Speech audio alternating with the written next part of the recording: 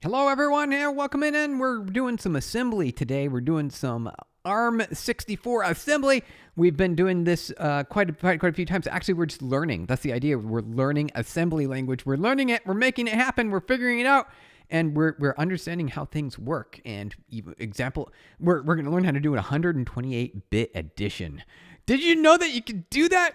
Do you need to? I mean, that's a really big number. But if you want to do scientific analysis and you want to process some really big numbers, like universal size numbers, I already thought that 64-bit would be big enough, but maybe it's not. Maybe we need 128-bit.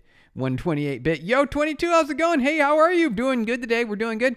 We're going to learn some more assembly today. We're going to learn some assembly and 128-bit addition. Did you know that you could do that? I didn't even, when I just pulled up chapter 2, and then I see here on the screen, hey, Quantified Quantum, how's it going?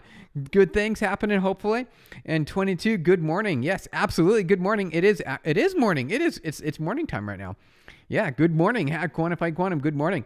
We're going to be doing some ARM64 assembly learning today. Some learning assembly.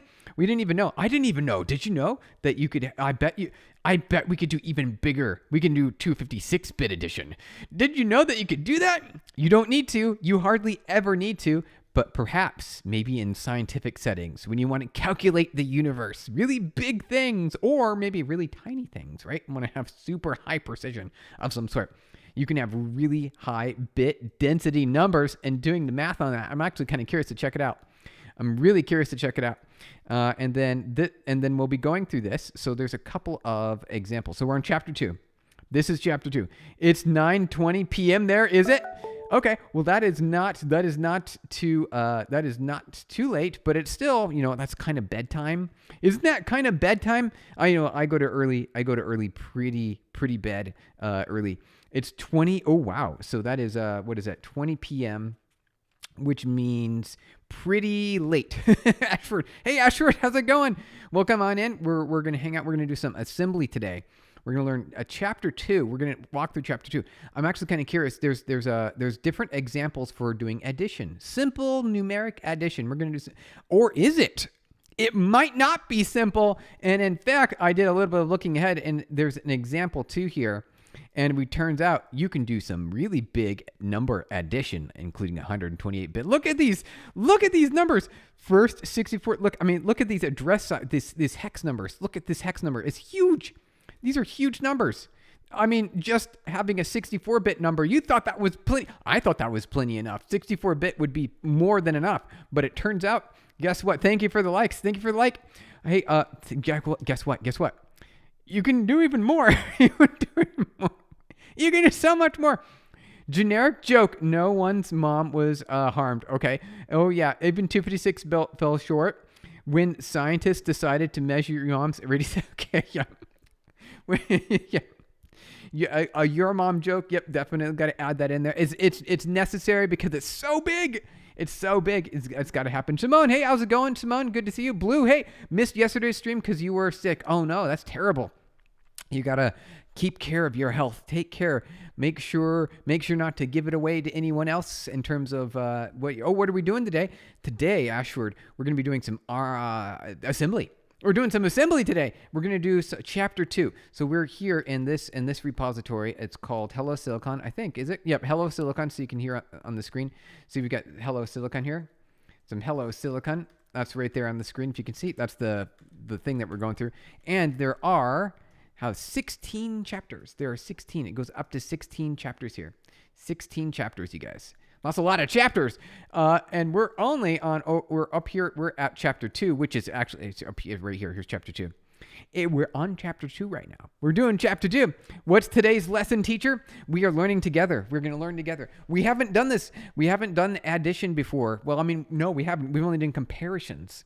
We've only done comparisons before. There we go. That's what we're going to do today.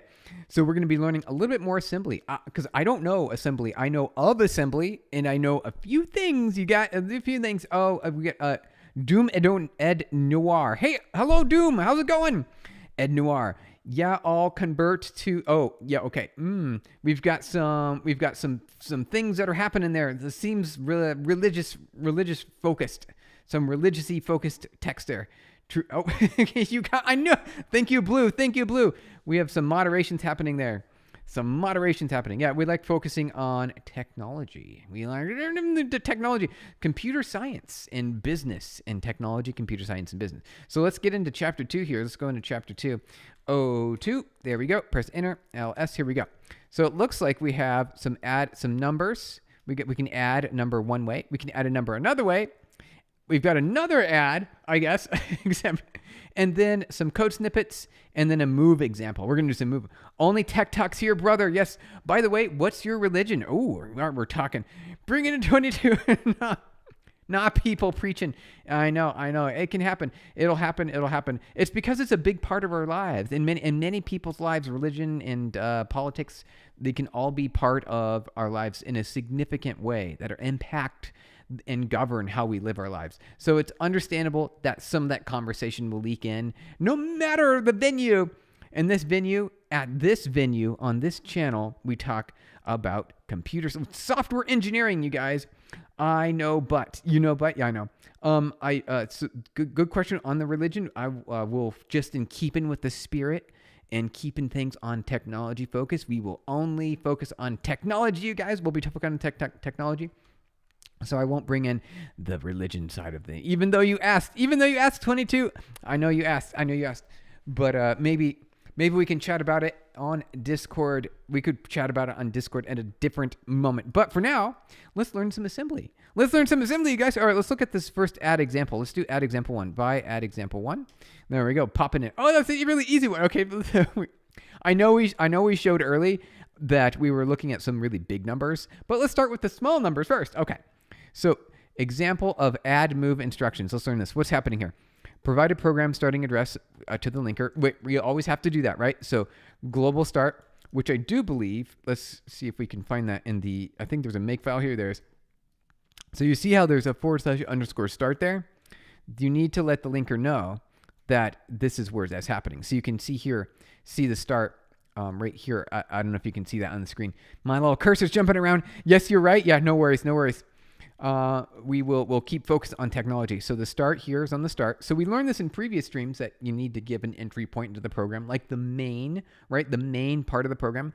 Align, I'm still not 100% focused on understanding how to use this because I've changed these numbers around a whole bunch and it doesn't do anything. It does cause the seg fault if you put the numbers too high or too low, but align 4 seems to be common. So let's see if our autocomplete will tell us. 16 byte boundary. Okay.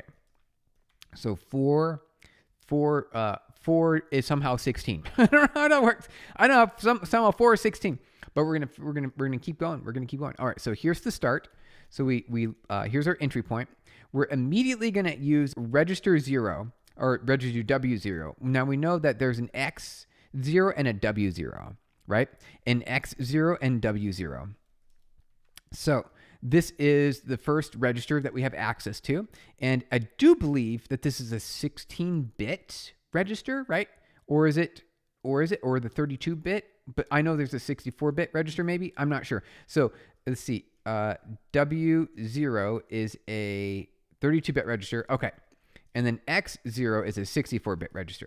So we don't need to use X0 because it's, really big register. We don't need a big register like it. We can use a 32-bit register because the number that we're going to be adding or manipulating here is the number 2. You can see number 2 on the screen. So essentially this says assign register 0 the value of 2.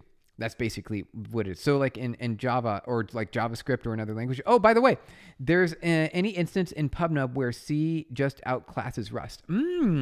Well, so we do still, yes, there is. So we do still have a lot of C at PubNub today. We have a lot of C at PubNub still. We are, of course, migrating as much as we can over to Rust because of the durability, the safety, concurrency, and easier maintenance and upgrading and operating it. Rust is a lot easier than C because you don't have any whoopsies, like any accidents. When you have like C, you can like easily put in some code that seg faults, or it just leaks memory because you forget to free something.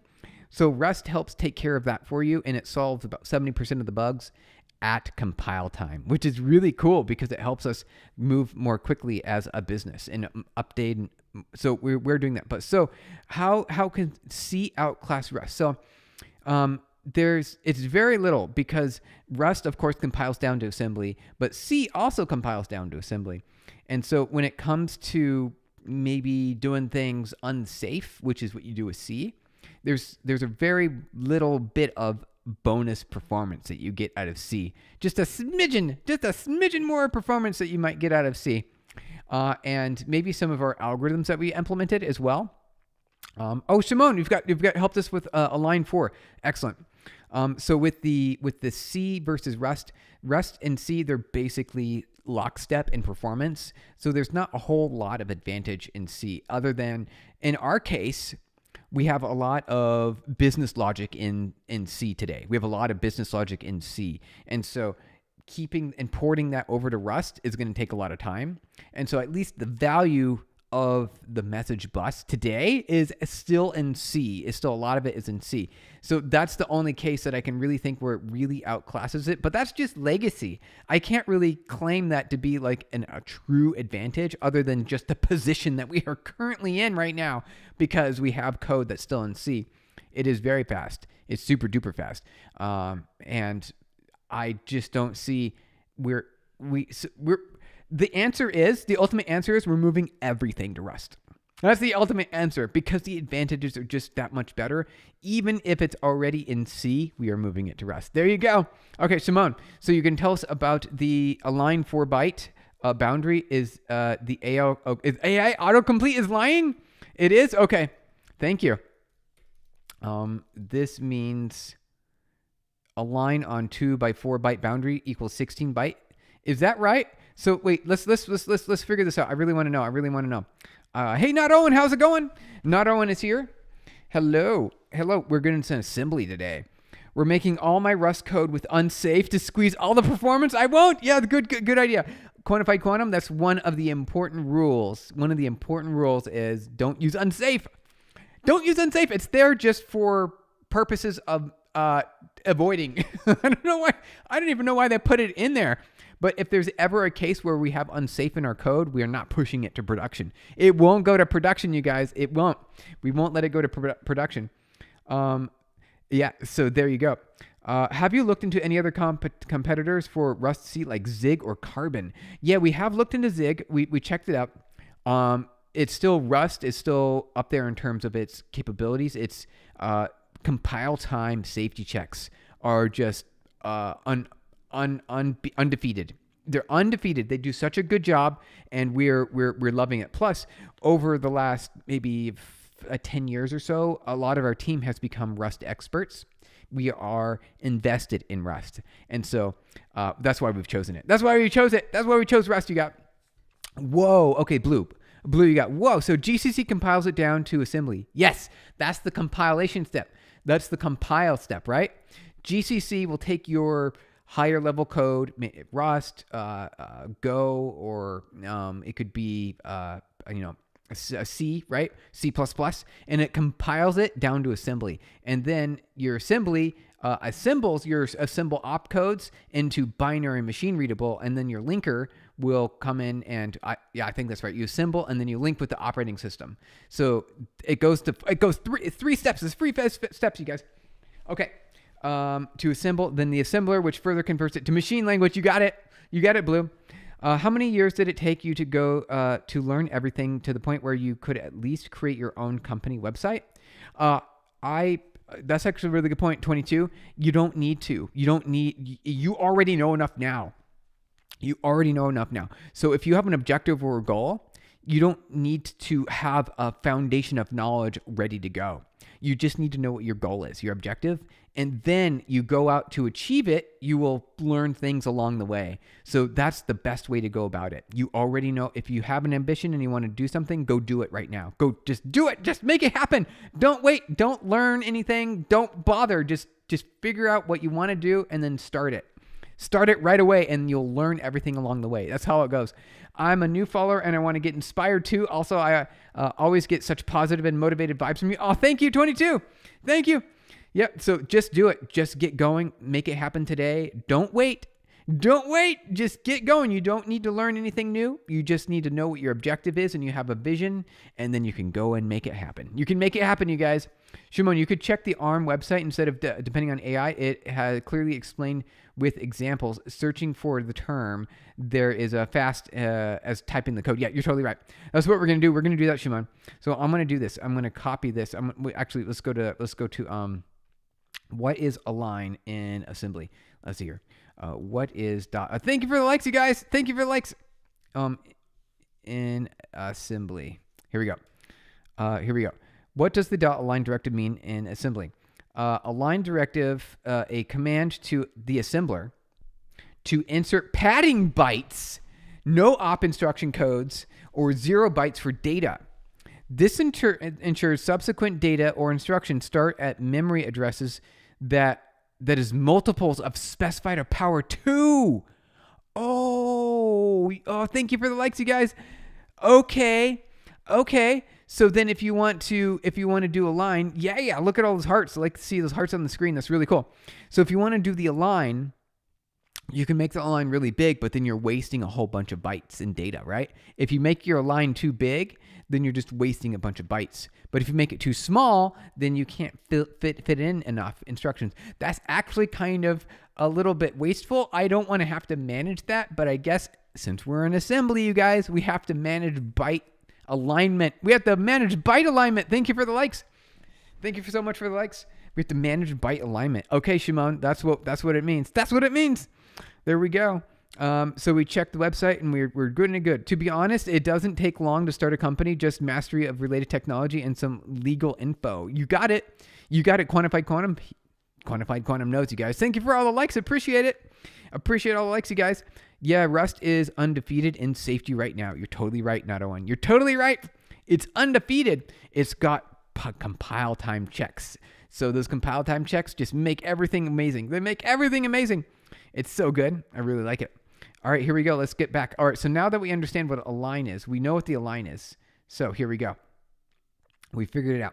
So align over here, it just says this. I mean, this actually isn't wrong. This seems like it's right, Shimon. It seems like it's right because it's talking about how many bits to the power of 2. So 4 to the 2 is 16 byte boundary. Or is it bits or bytes? I'm actually kind of curious. Is it bits or bytes? Let's double check that really quick because that's important. A similar padding on bytes. It is number of bytes. So every byte could be 8 bytes per bit, right? Or I guess it depends on the operating system, but there you go. Rabies, global risk management, and limbic breaches. Align is not real code. It's a spacing glyph. It is. It doesn't execute. It doesn't loop. It doesn't flinch. It's just the spacing. It is. You're totally right. It's just for spacing. It's about padding. The alignment improves CPU performance, though, by allowing data to be fetched more efficiently from memory caches. Oh, okay. It's because it creates uniformity. So you can fetch like huge chunks of things all at once because it knows how big it's going to be. It's like filling in data in a disk. How many segments are available? That totally makes sense. But it's also, I don't like it. I don't like it. I don't want to have to manage that. I don't want to have to manage this, you guys. But we are having to because guess what? We're in assembly. So we have to do it in assembly. Personally, believe you just need good vision and leadership. Rest you can outsource. Yes, there you go, Blue. There you go. That makes it happen. You just need to have really good vision. You need to know what good outcome is. What is success? What defines success, you guys? What is it? What defines success? Write that down, and if you can explain that success to other people, there you go. You did it. You can now create a company and scale it from there. Non-practical quantified quantum. It's the mastery. Yes. In terms of starting a company, you got it. Idea 101: integrate AI in a Rust compiler. We did that. Idea 101. We did that in a previous. We did that. We actually did it. Well, but maybe not in the Rust compiler, but we added AI into a Rust program. So we wrote AI algorithm to find even and odd numbers and numbers divisible by 3. So we did that. We did it. We did it with Rust. We did it from scratch. It runs on a CPU. It's not GPU accelerated or anything. It's not GPU accelerated, but it did a good job. And we did that in a previous stream you can find in the VODs, the video on demands. But I don't know if we would integrate AI directly into the Rust compiler. That seems like a bit much. Okay. So now that we know what a line is, now that I understand what a line is, so we're learning, you guys. We're already learning. Isn't this cool? We're learning it. All right, so now that we know what a line is, it basically tells you padding is going to be padding. For every instruction that occurs or every operation, we want to pad it so that way it aligns on a specific boundary, which means that the CPU could go fetch a large chunk of boundaries because it knows exactly how long it's going to be in order to get all the data. It makes sense. Yes, you guys, you got it. There's some waste. If you thought about it, there's some waste because check this out. It'll be like this. So we've got this. We've got a whole bunch of, we've got like a giant bucket of things here. A giant bucket, right? And the idea is, we got some, Manyona, Demon, you didn't write AI algos. You copy and pasted it and added it into function. Yeah. You remember. Yep. So we took some, what was it?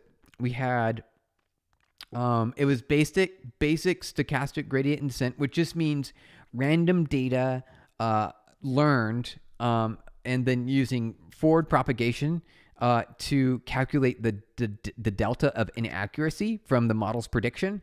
And then we did back propagation, with standard, I think it was mean squared error, right? So it just means that we divided all the numbers in the pool, and then averaged them. And then we applied the delta with a learning rate of, I think it was like 1%.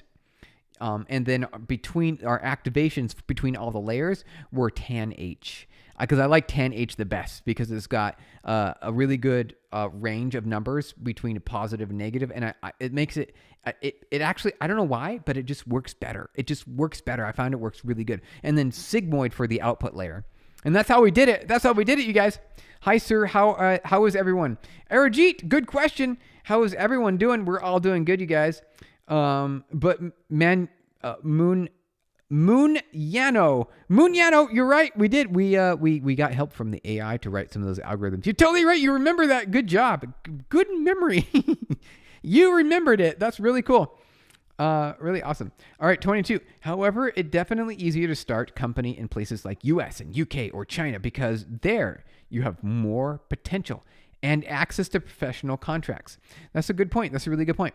If you're in those because the commerce, right, the economy and the marketplace is very busy in those countries, right? You've got a very busy and active economy and a heavy commerce activity, which means that there's a lot of opportunity. It means that there's a lot of opportunity there, and so it's easier to start a company there. What do you think? And when did you found your company? In 2010, about 2010, maybe 2010. So what was that? How many years ago was that, you guys? Was that 2010? So that is 16 years. That's 16 years. That's so many years. Wow, so many. AMD, how's it going? Quantum by quantum, you're in advantage. Okay, we'll see you in a bit. Maybe. Hey. Back propagation, is the updation. I like that. The updation. It's the updation, you guys, of weights and other hyperparameters by using appropriate optimizer like atom or gradient descent. Yes, we're using gradient descent. And that's how we adjusted the weights. And the hyperparameters, we only had one other parameter, which is a bias, right? And it's just another array. So we had our parameters, which is just a two-dimensional array, and then we had a bias, which is a one-dimensional array that met with the same dimensions, the same number of 2D dimensions, but flattened essentially into a bias. And that's what we did, you guys. Blue Soundy's here. All right, Soundy. Shimon, I am shadow banned. No, you're not shadow banned. Do links get auto banned? Yes. My chat messages just got deleted. So yes. So here we go. So Simone, yes. This is something that happens on YouTube. Thank you for the likes. If you post a link, it won't show. I won't see it. If you post a link, I won't see it. I think they automatically get removed by YouTube. Only I think moderators maybe. I think maybe moderators. Here, let's try this. Let's see if we can get that to work. I think maybe moderator can send a chat that has a link in it. Yes, links get auto removed. Yes. Okay, so Blue confirmed it. Blue confirmed it. What about India? Ooh, Vupal, you got it, Vupal. And Usman. Hey, how's it going, Usman? Thank you for the likes, you guys. In India as well, because it's it's the world's most populous country ever, right? India? Isn't India? Wait, India is, or is it? India is the biggest place, right? Or is it going to be the biggest place? I can't remember. Wait, what is the largest country? Hold on. It's China or India, right? Isn't India? I think it's India. India is the largest, right? Largest country by population. Thank you for the likes, you guys. What is it? What is the top 10 largest countries? Here we go. India. Okay. Well, it's going to be... Hello from the Netherlands. Hey, Dar. Hey, Dar. How's it going? Move. Yo, how's it going? Happy in? Welcome in. Welcome in. We're doing some assembly today, you guys. But okay, so yeah. So India, China, UK, United States, those are great places with a lot of them. Chicken Spoon from Baboon. Here we go. Joni. All right. Shimon, I wanted to say that the AI just hallucinated. Did it hallucinate? So it hallucinated right here is what you're saying. It mixes up architectures and it says it wrong. Align 4 is to align 4 byte, not 16. Is it? Oh, the best and only good source is, which is thank you. Okay, so Blue, you've got leak code ish. You've got a leak. Ooh, what is this? Okay, so Blue confirms that you can. So here we go. Shimon, what we're going to do is we're going to give you a moderator status so that way you can send real links. So Blue just confirmed us. We just found that out. We're learning new stuff every day, you guys. We're always learning new stuff. Officially, it's India right now, not China. Okay, I thought so. I thought it was India. I thought India was the top most populous country as of 2025. It was China. It was, but India caught up, and now they're going way past. Moderators can send links, you guys. Isn't that cool? All right. So, Shimon, I believe you can now send links. So if you have any related links. Okay, so you said this, align 4 actually means 4 byte boundary. So like that, align 4 byte boundary. There we go. So, or you can send it on Discord. Yes, Discord as well. Definitely do Discord. Links are, everyone on Discord can send links. That's where Discord is for. Okay, so now we figured out align 4. And yes, there's a whole bunch of, it's basically a whole bunch of items here. Let me zoom in over here. That go like that, paste copy that. Here we go. Basically, you've got all these buckets of data, right? And if you want, but now since we've got a line 4, maybe if it's a line 2, right? You've got these 2 spaces. You got 1 2 1 2 and a bucket of 1 2 1 2 where you got these bytes. You might only populate the first bit or byte, right? You might only populate, and so that means that this is wasted data, like this is wasted space. See, that's why I don't like this so much. I feel like there's a better approach, but I understand it is actually faster and to be wasteful. It's faster to be wasteful. So when we say align 2, that means you've got all these spaces here that can get filled with data or code, opcodes, actual data, right? Literal data, and then you have to waste it. So if you do align 4, that means you got 4 spaces. And then that means you've got chances to then, like, for example, there's a line 4. So if you have a small number, that means you're wasting these 3 segments here. So it's wasted space. We're learning about it. We're learning about wasted space and compute. Things that are getting thrown away. Can I get a shout out? I make music. E4JL0B. You make music. There we go. There you go. All right. You got the shout out. Good job at making music. Music is a lot of fun to make, especially if the AI does it for you automatically. Because it's, if you've heard of Suno or any of those other AI music generators, it's a lot of fun. But making music from scratch is a challenge because you need music theory and a whole bunch of things like that, you guys. Music theory. In your opinion, all right, 22. In your opinion, in 10 years, will robots be so advanced that they will replace many professions? I'm also curious, what do you think about SpaceX? Okay, so we got 2 questions. SpaceX is great because it's going to take us to another planet, right? That's like the mission of SpaceX is colonize Mars. Who can disagree with wanting to expand to the universe? Let's do it. Let's go to the stars. All right, SpaceX, let's make it happen. And all these other spacefaring companies, let's do it.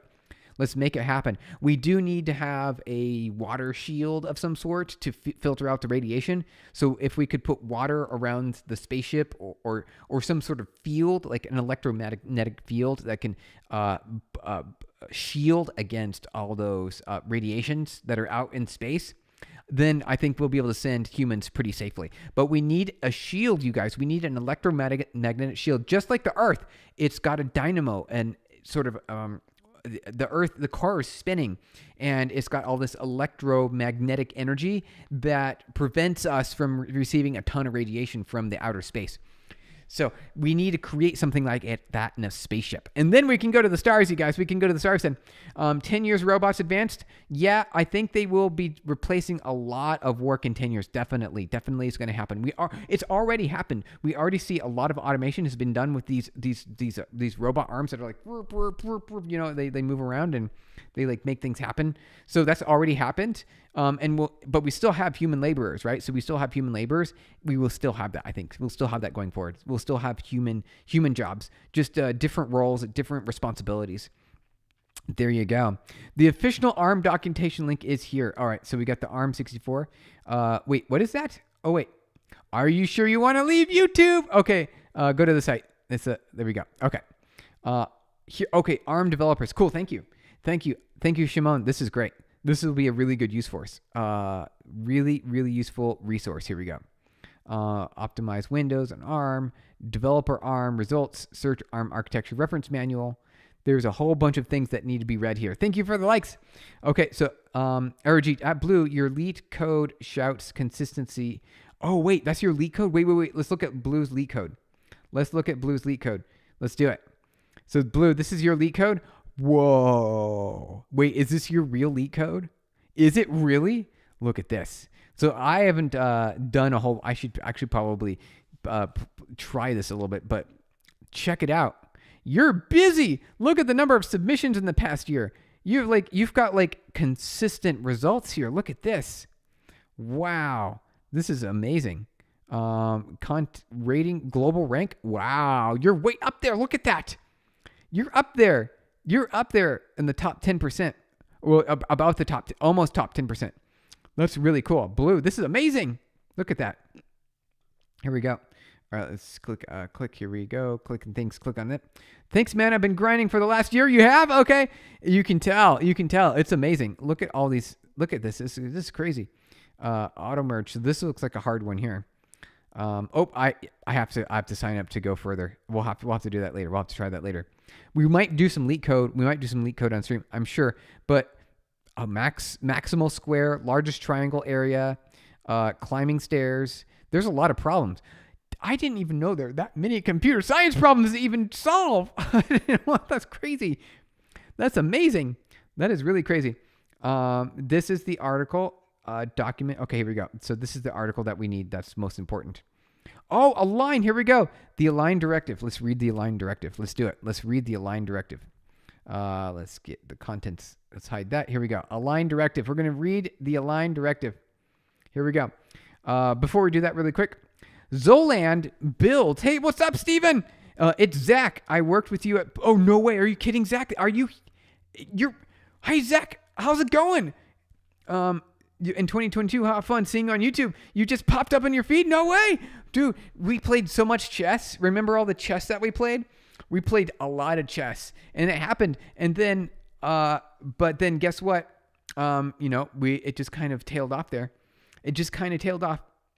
Zach, hey, how's it going? We're doing good at PubNub. A lot of things are happening. We got some really big customers. Like we just getting bigger and bigger. Oh, we hit over 1 billion devices connected in May 2023. So much has happened since Zach. That's crazy. So it's great to see you in here. Yeah, we're just learning some assembly today. We're just hanging out, learning some assembly on stream. We're checking it out. We're getting help from the community. Now everyone works from home and we're all comfortable.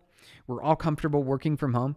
And things are going good. Hello, yes, and I got tailed off because of COVID. Yeah, I know. It did tail off because of COVID.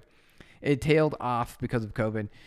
was a lot of fun. I really missed the in-person games as well. And then once we went remote and we worked from home, we tried doing a lot of games over chess.com, right? On chess.com, the website.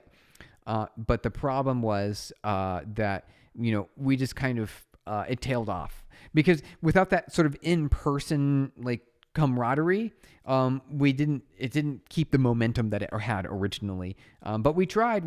It kept going for a little while. It kept going just for a little while. It was a lot of fun. But yeah, now we're doing some assembly today. So now we're learning some assembly. Okay. Your ARM dev, question mark. We're trying to be an ARM dev by learning some ARM64 assembly. So we've got our code here. We're learning about align. So we're gonna do that. We're gonna learn about align today. Stock investment tips at AS 19944, 19,944. How's it going? That name is very interesting. Stock tips. Yeah, you know what? Probably anything to do with AI, really, because it's automating roles. So if you see, I'm just guessing. The AI is taking over everything, dude. Zach, you say, nice. If you're into LLMs, we are productivity and any hardware-related stuff. I had a mind-blowing experience recently. You did? Zach, tell us about it. Tell us about your mind-blowing experience. I'm actually really curious to hear about it. We've been doing that. We just had a hackathon at PubNub that required everyone to have to use an AI code generator. And the one rule, you cannot manually edit the code. You can build anything you want. You have to use the AI code generator, and you cannot manually edit the code. It was really cool. Bro, answer my question, please. Roger. Hey, Roger, where was your question? Oh, sorry, I missed your question. Roger. Let's check it out. Sorry, I got distracted. Stephen, bro, question. I'm confused. What should I do when I do web dev? Then suddenly you switch to testing, then networking. I think I'm not good enough with coding. Don't worry. Coding is just about reading the documentation and copy and pasting, or having the AI code generate it for you. You don't need to worry about coding so much. It's more about engineering. So coding these days is aligned on a lot of it's thought about what coding is, and software engineering is actually writing the code. Kind of like what we're doing here right now, but it's not. It's not about that. The most important thing is understanding how the computers work, and then code writing is going to go away. So writing the code itself, that goes away because the AI is automating the writing of code for us. Engineering is here to stay. You guys. We do not need to worry about engineering going away. In fact, engineering is going to be huge. Engineering is going to explode because now writing code is easier than ever. So Roger, don't worry about it. Just keep on engineering. That's it. So focus on learning as much as you can still. You still got to learn a lot, but you do not have to worry about writing the code. You only have to focus on engineering. So that's what we're doing here. We are writing some code. So don't get me wrong. I mean, I think this is how you learn, is when you type on your keyboard and then you're good to go. You type on your keyboard and you learn. So that's what we're doing now. We're learning. Cool, bro. Just grind harder is all you got to do. Yeah. Just grind harder. Okay, Zach. I can't send links, I suppose, but wanted to... Oh, so here, Zach, if you join the Discord, I'll post a link here. If you join the Discord, then you can share some links. If you share some links. Okay, here, let's copy that really quick. Copy the link. Here, I'll paste that over here into our YouTube. And then now you can paste any link you want. Zach. And then we can pop it open. We'll pop it open here on stream, and we'll check it out. We're hanging out today, and we are going to be chatting about technology. Back, Quantified Quantum, welcome back. You're here, and Zach just joined, who is a previous employee at PubNub, which is so crazy. Zach is going to give us a story. We're going to hear about some crazy adventure, a link to the spec sheet of the control, and a link to the online spec of the controller, which had data in images for some reason. In one shot, Claude successfully fleshed out the software, and it was fully functional. Isn't that crazy? Isn't it crazy, Zach? Isn't it a whole new world? Hey, Zach, it looks like we got you here on Discord. Welcome on in. Now we can figure out your links. We can make it happen. So we'll see that. We'll get you here on Discord. We'll get your links, and then we'll move on, and we'll see what you're talking about. Yeah, it is amazing. These code generators, they're taking away the role of writing code. you no longer have to be able to write code, but you still need to learn engineering from a computer science perspective. You need to be able to validate and understand what's going on in the code to be able to move forward and advance, right? Because you can have the code that's generated, but then to maintain the code going forward, you still need to have an understanding of that. You still need to have an understanding, guys. All right, while Zach gives us some of those links there, let me double check here on the chat. Then we will we'll go on here with the align. Okay, so now we understand what align is. So it's about padding and buffering and how much spaces are. So that way, when the processor needs to fetch more opcodes or it needs to fetch more data, it knows that it can scan over large distances and math it out and grab it all at once, rather than having to, it makes a lot of sense. It is wasteful. It is wasteful, you guys. So we get all these wasted slots here of data.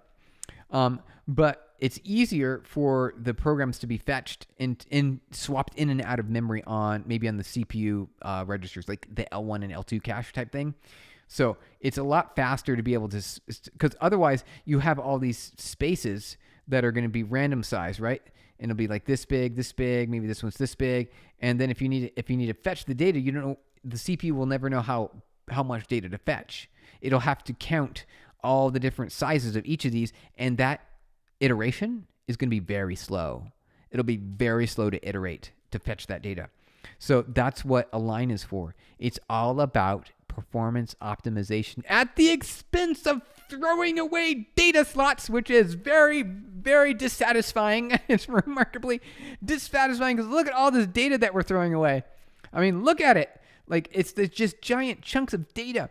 But as a assembly programmer, it is your job to modify the alignment as much as possible, but not too much, but as much as possible to optimize and reduce the waste. Now, of course, you're going to have compilers when you're running with higher level languages like C and C++ and Rust and Golang. They're going to be compiling that for you and then automatically managing this, which is a lot nicer. It's a lot nicer, you guys. I really like it. It's a lot nicer. Okay, here we go. We got Zach. Zach has got our details here. Let's go through it. All right, let's zoom in. Zach is a previous employee at Pubnub and it's got a story for us. You sent this prompt. Okay, here we go, guys. We're going to take a little break. Nerd. We got Samuel with the nerd. Okay, yeah, that is a word that is associated typically with software engineering and computer science, but you can also be a nerd for other things like what do you call it? I guess farming or growing food. You could be a nerd for food growth, right? Cultivating the field. Okay, I sent this prompt. Here's the docs for the controller. Let's check this out. Oh, okay. Oh, you sent the link for the controller. Oh, okay. So ESP32, we're going to do some microprocessor programming. Is what we're going to do. Here's the spec sheet for the Bluetooth controller. And then you've got a Bluetooth controller here, which is a Progress API. This is the Bluetooth controller. Includes Bluetooth services, Progressor. Okay. So you sent it docs, develop software for the ESP32 C3 that will act as a progressor device, conform to spec, be visible as a device, and send mock data to the controller as I don't have the load sensor set up yet. Okay.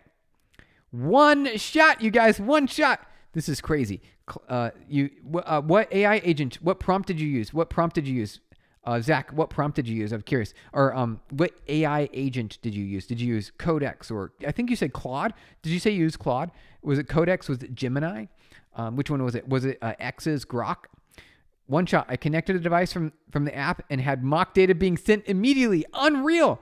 Look at the second link. It's actually very impressive that it was able to parse the correct format. Okay, here we go. Here's the second link. Or wait. We did the second link here probably is what you meant. The second link there. Yeah, it is. Because look at all this. I mean, this is a very spec heavy with all these opcodes. These opcodes are going to be related to, these are images. You used Claude, didn't you? You definitely used Claude. It eventually hallucinated about GPIO pens. which makes sense. It's understandable because GPIO pens, they're a little bit different depending on the board. And you had a specific ESP32C3 board. So understandable. But that's it. Like 3 prompts later, and it had real data from a load sensor being sent. Yeah, Claude. It was Claude. Okay, cool. It was Claude. It makes sense because look at this, you guys. It looks like this is text, but it's not. It's an image. This is an image. Open image in new tab. See, it's an image. This is an image right here, but it was able to understand it. Isn't that crazy? We don't need to read the documentation anymore. The AI can do it for us, you guys. The AI can do it for us. Yay, images. Crazy to me. That is the religious moment. Or I guess you'd say, what'd you say? What was it? You said you had, what was it? You had a mind-blowing experience is what you said. Mind-blowing experience. That is actually kind of mind-blowing. Because look at all this stuff is images. All these things are images here. It's amazing. Yeah, Claude has pretty good vision. It's got pretty good vision. Zach, that's a cool story. I like that. That was really cool. All right, let's see here. Simone, we aren't throwing that much data. Oh, we're not. Well, I mean, we are a little bit, but the compiled code in a program is 1,000 times smaller than data like music and graphics. So we're wasting like a few kilobytes. But making it faster isn't a huge loss. Agreed. The trade-off is, you're totally right, Shimon. The trade-off is amazing. It is absolutely worth it. So running these aligns, the trade-off is worth it. Even though we're wasting space, it's okay. It's okay that we're wasting space. The trade-off is a dramatic boost in performance. And you said only 2 to 20 kilobytes. So that's actually not a whole lot. It's not a huge loss, you guys. That's not a huge loss. Okay. We finally understand what a line is. It only took 5 assembly streams to get to that point. It only took 5 assembly streams. Okay. So let's see here. Let's comment this out, comment that out. There we go. All right, let's see. Is this still going to, okay. So we got four boundaries, start M. Okay. Move in, which basically says this is like saying W0 equals 2 is what this statement says. W0 equals 2. And then the add is going to be what is this? What is actually? I'm not sure what I know what the add is. The add is going to be really simple. So this will be W0 equals W0 plus 1. That's what that means. So there we go. Hey, what's your Aryan, what is your age, sir? What is your age? So that is information that you could probably that is a common question. It is such a common question, you guys. It's like every single stream that comes up, it always comes up that every single time. Just ask ChatGPT, LOL. Actually, I'm curious. I wonder if you could. Let's see if ChatGPT knows. I'm going to hide it off the side of the screen. I'm going to hide it off to the side of the screen. Okay. Can ChatGPT know my age? Does ChatGPT know my age? All right, let's go to ChatGPT. ChatGPT. What? Here we go. This is what we'll type. We'll type it in here. Here, this is what we'll type. So you see it on the screen here. I'll zoom in a little bit. I'll zoom in. All right, here we go. What is the age of Stephen Blum, CTO of PubNub? All right, I'm not going to show it on stream because there we go. I'm going to press enter. There we go. What did ChatGPT say? I'm figuring out. It's searching. Oh, it couldn't find. Okay. Does it have, it says it doesn't have any, dig deeper and best estimate. Here we go. It didn't give me an answer right away. It says I couldn't find any reliable because I didn't post it on the internet. I didn't post it. It's not available. But 22, you're in the realm. That's all I can say. But we don't need to give exact numbers here because it is revealing information. We got to be careful not to dox. We can't dox, right? Doxing is at which age did you start coding? 11. There you go. 11. That is the age of coding. That is when we started coding. My family bought me a coding book. Back then, the internet didn't have a whole lot of resources that I knew how to deal with. But I did get a compiler, and then I got a C++ book. It was the mistake to learn C++ as the first thing, you guys. It was the mistake to learn C++. Because there are better languages that can teach you common coding patterns that are a lot more simple, that don't have so many requirements in order to make them work correctly with the compiler, because C++ has extra steps. Which languages do you know? 11. Oh my God, I know. All right, here. What languages do I know? Let me see if I can type all of them down. JavaScript, Python, Rust. We've got Erlang. We've got Golang. We've got Java. We've got Scala. We've got I guess you could say C#. I like C#. C# is one of my I like language. So I have favorite languages. What else? I guess it's a DSL, but we can type in SQL, but it's a very common DSL. So I type in SQL. What else do we got? You guys? Those are the most commonly used ones. But yeah, definitely JavaScript, Python, and Rust, and SQL. In terms of order, I definitely say it's these top 4. So I'll post that up here. It's like SQL. Those are the top in terms of order. But there's more. I'm forgetting some, you guys. I'm forgetting because at a certain point, it doesn't matter anymore. It doesn't matter. You really only need to know one good language. And I would say if you learn Python, you can learn all the other languages very easily because it's just syntax at that point. It's just syntax. Linux. Absolutely Linux, you guys. Like Scratch. You got it. Scratch. Oh, yep. So guess what? ChatGPT came back. It came back with the answer, and it was the same answer that was posted earlier that was redacted. It was redacted, you guys. It was the same answer that was redacted. But guess what? It's pretty close. Good enough, you guys. We've got good enough. Okay. Let's see here. So, and others. There we go. And others. So there's some of the languages. I know there's some I'm missing. But those are the most common, most valuable, and most important languages. Oh, I guess CSS, but it's not really. It's a markup language, right? HTML, those are markup languages. You can't count those necessarily as programming languages. Like Scratch, yeah, exactly. Or Basic, or Bash, right? So there's like scripting languages that aren't like full, complete languages. Perl. I can't believe I forgot Perl. Perl is one of my early languages. So I really like Perl. I like Perl a lot. So I can see Perl, Bash, those kinds of things, and other script, those types of things. Those are also good. I like those as well. There you go. How many LeetCode problems you solved? 1 or 0? What did I do there? I don't even have. Here's what we got to do, Arian. Here's what we got to do. We got to set up a LeetCode account. And actually do some LeetCoding. I wonder if I'm capable of doing any of them. They are actually pretty hard challenges. And guess what? You don't need to know those in order to be good or successful at a business, right? Or starting an app or an online technology. You don't need to have those algorithms. Gotta go. All right, cool. Wish you all the best on your coding adventures. Thank you. Gamma Minion. Wait, hold on. Gamma Namin. All right.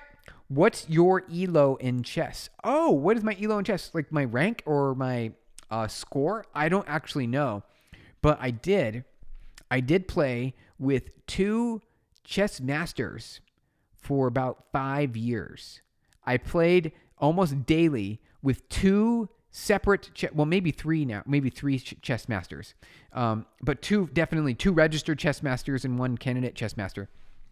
I played with them every day for 3 years, and I only got close. There was one chess master that I never beat once. I got maybe a little bit. I got like all the pawns were left on the board, type scenario, and all the other major pieces were gone. But I never beat one of the chess masters. You guys. They were like a near perfect chess master. Like they did a really good. I had no chance. But I played them every day for about one or 2 games every day for about 5 years. It was great. You guys. But I never ranked up. I never ranked in my chess. Elixir. Oh, Elixir is a good one. I don't know it, but I know of it. It's what WhatsApp was written in. Elixir. Excellent. Elixir wasn't WhatsApp? I thought WhatsApp was it Elixir? Maybe Elixir, which is Erlang. Elixir is an Erlang framework. I thought WhatsApp was written in Erlang. WhatsApp server language. What was it? Was it Elixir? Erlang. See, it was Erlang, you guys. It was Erlang. It was Erlang. WhatsApp server-side is primarily written in Erlang, a programming language designed for high concurrency, fault tolerance, and real-time distributed systems. One of the languages that I was a high candidate for my company was Erlang. So it was between Erlang and C. And what I wanted to do was, because it's a high concurrency, because we got over 1 billion connected devices, right? I wanted to make sure that I was able to provide the best, most efficient way to do that. So it was between Erlang or C. But now the real answer is Rust. Neither Erlang nor C. The real answer is Rust. What are you teaching? All right, we're learning today some assembly. So we learned the align. We know what global start is. It's like the main, it's registering the main for the program. Align creates a byte boundary between opcodes and data. So that way, when the CPU needs to fetch instructions from like different memory segments, it can do in giant chunks. So it's really fast. At the cost of wasted bytes, but it's fine. I'm getting over it. I'm getting over it. Like, see, look at all these wasted bytes. You guys. It's heartbreaking. But I'm getting over it. Oh, I must have confused it. I think, Elixir, yeah. So I think Elixir, actually, I think you might be right though, Blue. I think you might be right, because Elixir is an Erlang. Elixir is, oops, I spelled it wrong. I know Elixir is a separate language, but I thought, maybe, okay, so we both have some things to learn. Erlang Elixir framework, right? I thought it was a framework. Erlang Elixir framework. Isn't it a framework? Elixir is a dynamic functional programming language. Okay, which is separate. It's separate. Okay. It leverages Erlang ecosystems? Wait. Elixir is a dynamic functional programming language that runs on the Erlang virtual machine. Okay, we figured it out. We're learning some new stuff here. So Erlang is related and Elixir is related. They are related to each other, you guys. Blue, you and I, we together, we're figuring it out. We're figuring it out together. Okay. That's what's happening. All right, let's see. Let's get back to some assembly. So you're talking about programming in the kernel. So here's the deal, Abhishek. We're talking with assembly very often. You are calling system calls. You're throwing system calls over to the kernel. And the kernel has a whole bunch of opcode or codes that you can use to sort of invoke functions. So the kernel has a whole bunch of codes that you can use to invoke functions. And you register those in, I think it's like X16. So in order to, I believe it's like X16 to register the syscall, the system call number. So you put your system call number here, which is like a number between like 0 and 1,000 or like 10,000, some sort of big number. And then X0 is arg1 and X1 is arg2, things like that. So that's kind of how that works. When you're accessing, you're talking about the kernel, right? So you're specifically talking about the kernel.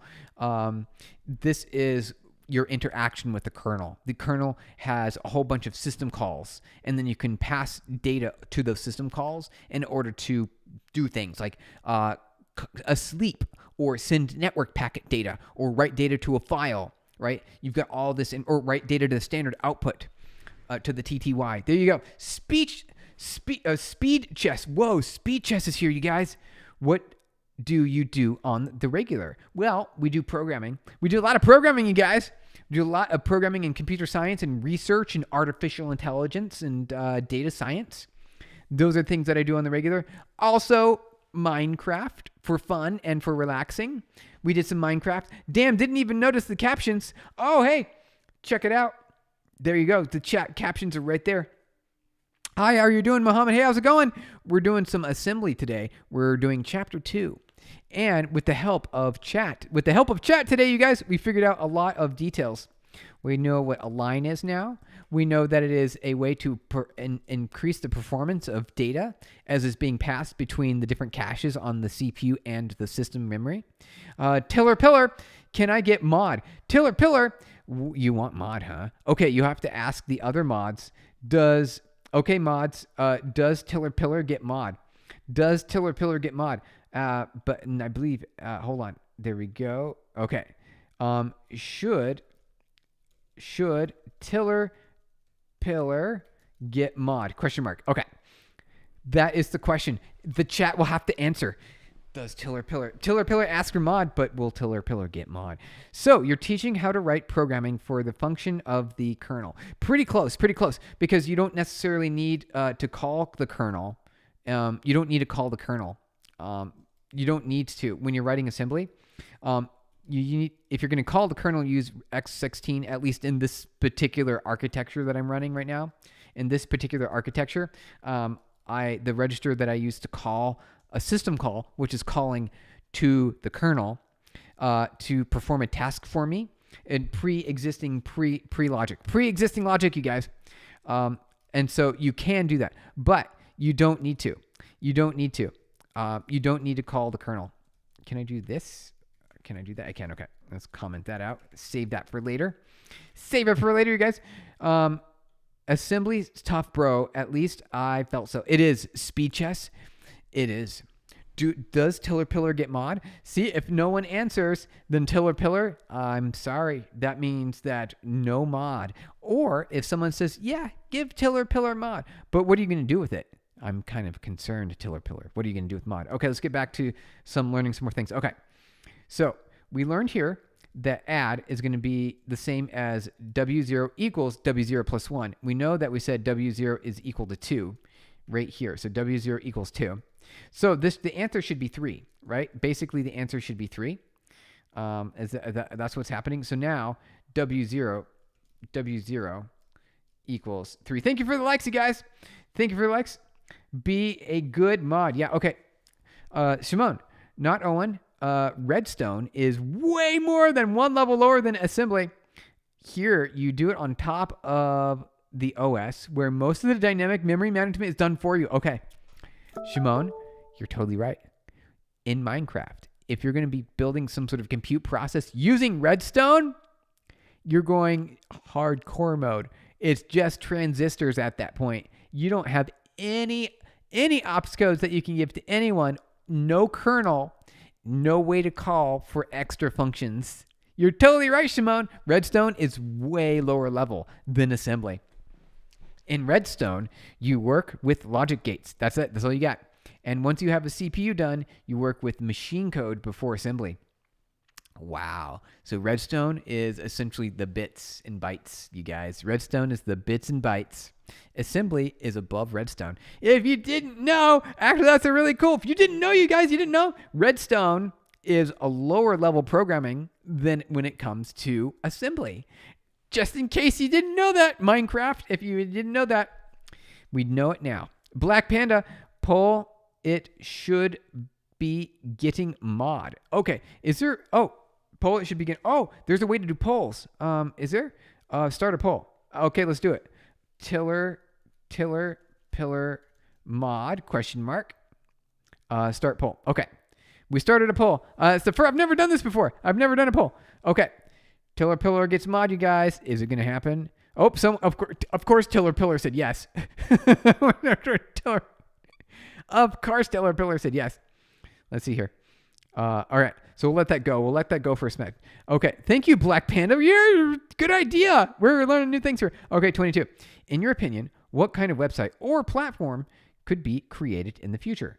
Something that could become widely used, like TikTok, Instagram, Telegram, Discord. Oh, so you're talking about like, or Gemini. These are very different things. What kind of interactive? So think in the Star Trek world where you just talk to the computer and it computes back to you.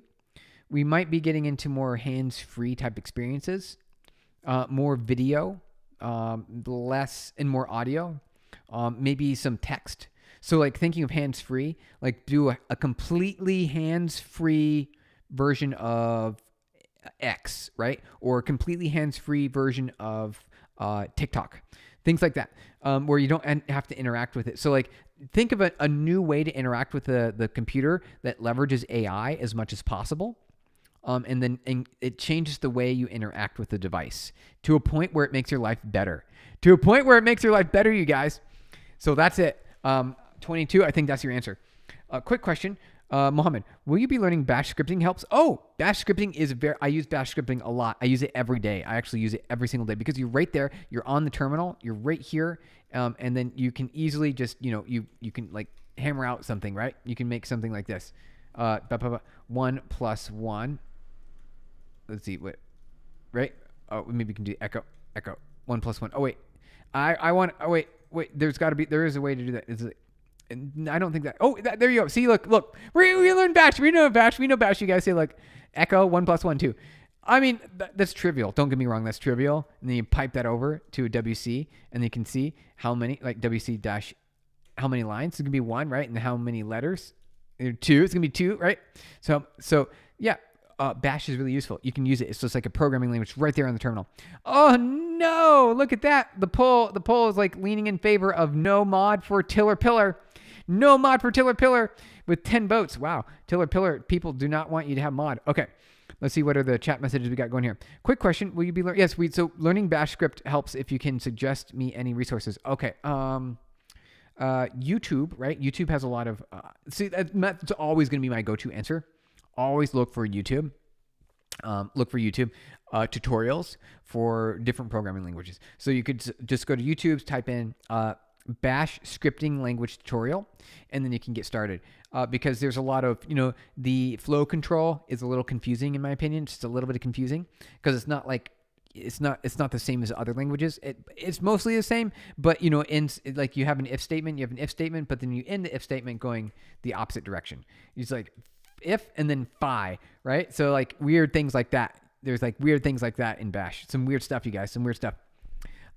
Speed chess. Assembly lets us handle memory directly. Yeah, we're basically directly handling memory.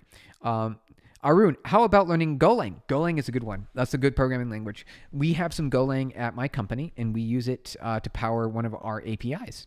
One of our APIs that uses Golang. It's good to switch from Python dev to Golang completely.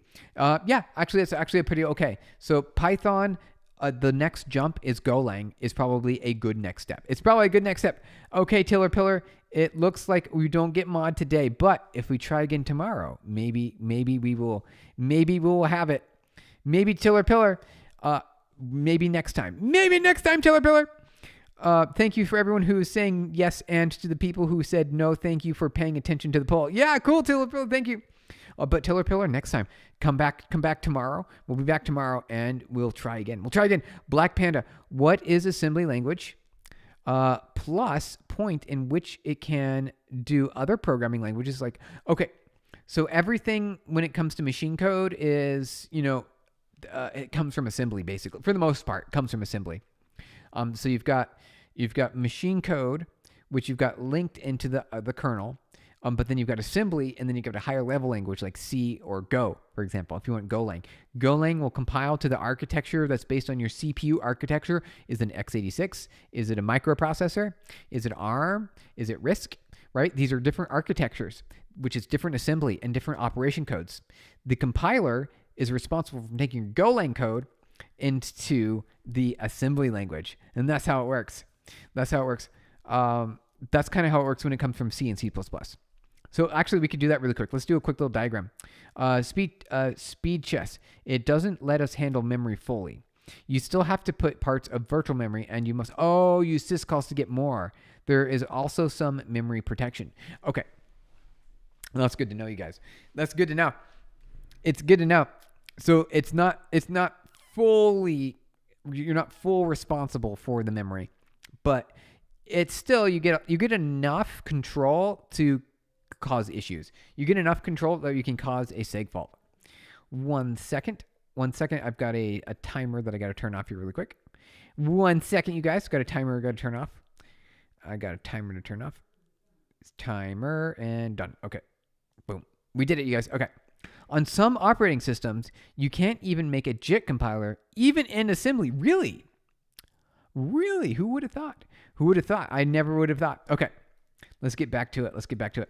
So then we do move 16 and exit. Okay, so if we run this program, all it's going to do is actually modify the register, but it's not going to print anything out. It's not going to print anything out. This is just going to operate. It's just going to do the work and then close. So let's see if we can. Let's get rid of that. Let's close everything here. All right. So let's run make. Okay. So now we've got move example one. So let's do what is it? Add example one. I think this is .s. Here we go. So here it is. Okay. So this is the program. L detector. Has anyone ever told you how uncannily similar you look to Draw Gooden? Who's Draw Gooden? Oh, Drew Gooden. Are you hacker? There you can. I've done it before in the past, so I guess technically, yeah. We are hacker. We've done it. We've done it in the past. We've made it happen before. And I want to see this Drew Gooden. Let's check out Drew Gooden. I'm really curious about Drew Gooden. I learned from my mistakes in the past. I need to search for it first and then bring it onto the screen later. Okay. Drew Gooden. Who is this Drew Gooden? Okay. Oh yeah, you mentioned. I've heard that from previous times. I don't necessarily think I look that much like Drew Gooden. Maybe a little bit, but I know what you're talking about. I know I remember Drew Gooden. It's another YouTuber. But yeah, this has come up more than once. So you're not the first, or you might have mentioned this last time and you're the only one who mentioned it ever. So it's one of the two. I don't remember, but yeah, Drew Gooden, you inside my computer, WTH. Not right now. We're not inside your computer. Your computer's safe. I promise. Your computer's safe. Anime Shorts. Hi, new here. Can you explain what we're doing? We're learning some assembly code. We're learning how to use assembly. So we learned about the align boundary today. You look like him. I do, Black Panda. Yeah, a little bit. Maybe a smidgen. Just a bit. Okay. Here we go. Oh, Unique UX. Hey, how's it going? If you ever look for someone on the front end, info architecture UX, please let me know. Okay, we'll do. We do have some open roles right now. So we do. Let's see. Let's go look at our open roles real quick. So PubNub careers. Let's do that really quick. Let's look here. I think. Yeah, let's go here. Where we got careers. Here we go. Here's our current open roles. So we've got a site reliability engineer and a senior AI engineer. Those are the current engineering related roles that we have open, but we'll let you know if we have any front end focused engineering in the future, you guys. If we have any front end focus, we also have a sales engineering. We've got some sales engineering here. So that means that you still do architecture and engineering, but you spend more time with the customers. You spend more time. So we've got 3 technical roles that are available, you guys. 3 technical roles. Here, I'll paste this into Discord. If you are in the Discord, here we go. Let's paste that into Discord. I missed let's see here. Wave. Here we go. Wave. Okay. There's the current open roles, and I'll paste to you guys. If you're interested, we'll copy over the link to Discord. Here we go. Link to Discord. So that way, if you want or you're curious about applying to any of those open roles that we have at our company, there you go, you guys. There you go. Nah, bro, he's Mark Zuckerberg. Yeah, 22. Richard Hendricks from the HBO Silicon. Oh, I know Richard Hendricks. Yeah, is the Pied Piper? Was it Pied Piper? I remember Pied Piper. There we go, Pied Piper. Yep, that was the company. I remember Richard Hendricks. Thanks. We'll check it out. Cool. All right. Absolutely. Yeah, we got 3 open tech roles that are available currently. There you go. All right, let's get back to the assembly code, you guys. Let's get back to assembly. Let's get back to some assembly. All right, what we want to do is we want to run this program. I want to run it. Let's see what it looks like. Okay, let's go over here. We will close this for now. And then it was called add example 1, right? So if it was this, I should be able to run that like this, // So it runs and it doesn't print anything. It just runs. So my computer, check it out. My processor, it just did this work. .s. It did this work right here. It added a number and then it threw away the result. It's like if you want to waste compute, you just go while true, and then you say ./ add example 1, and then you say we'll say sleep 010, and then we'll say done. See, look, we got some bash here. We got some bash on the screen. See, this is why you want to learn bash, you guys, because you can do things like this one really quick. Some really cool quick stuff. If we do this and we run this, that means that we're just going to put the computer to do a whole bunch of addition for no good reason. There we go. Oh, wait, hold on. Wait. Oh, I have to do this. I have to do. There we go. Boom. There it is. So the computer currently is doing a whole bunch of work for no reason at all. No reason at all. Computer, like my computer's over there, do a bunch of math. That's what we're telling it to do right now. Do a whole bunch of math and then throw away the result. I don't care. And that's what we're doing right now. And I feel really sad for the computer. So I'm going to make it stop. You don't have to do that anymore, computer. We're done. So that was the first .s. That was the first example we got. Assembly. You got it. Use a debugger. You can check registers there. You can. Wait, really? Shimon. I want to do that. Can we do that? I want to do that. Okay. So GDB, right? GDB. Okay. Let's do it. Let's do GDB. Let's get out of here. Get out of Vim. Leave the Vim. Leave. Here we go. Okay. You can run the program in GDB. I believe I have GDB. Wait. Do I have? I don't know if I have GDB. I have CLang. Hold on. GD. I know DB. I don't think GBus is. What is this? Help introspect monitor remote object introspection. Is GDB US the same thing? I don't think it is. I think I need to install GDB. You can run the program in GDB. Yeah, that's what I want to do and get the info. Use the info registers. Okay. I think I need to install GDB. All right. So Mac. Let's see if the best way to install GDB.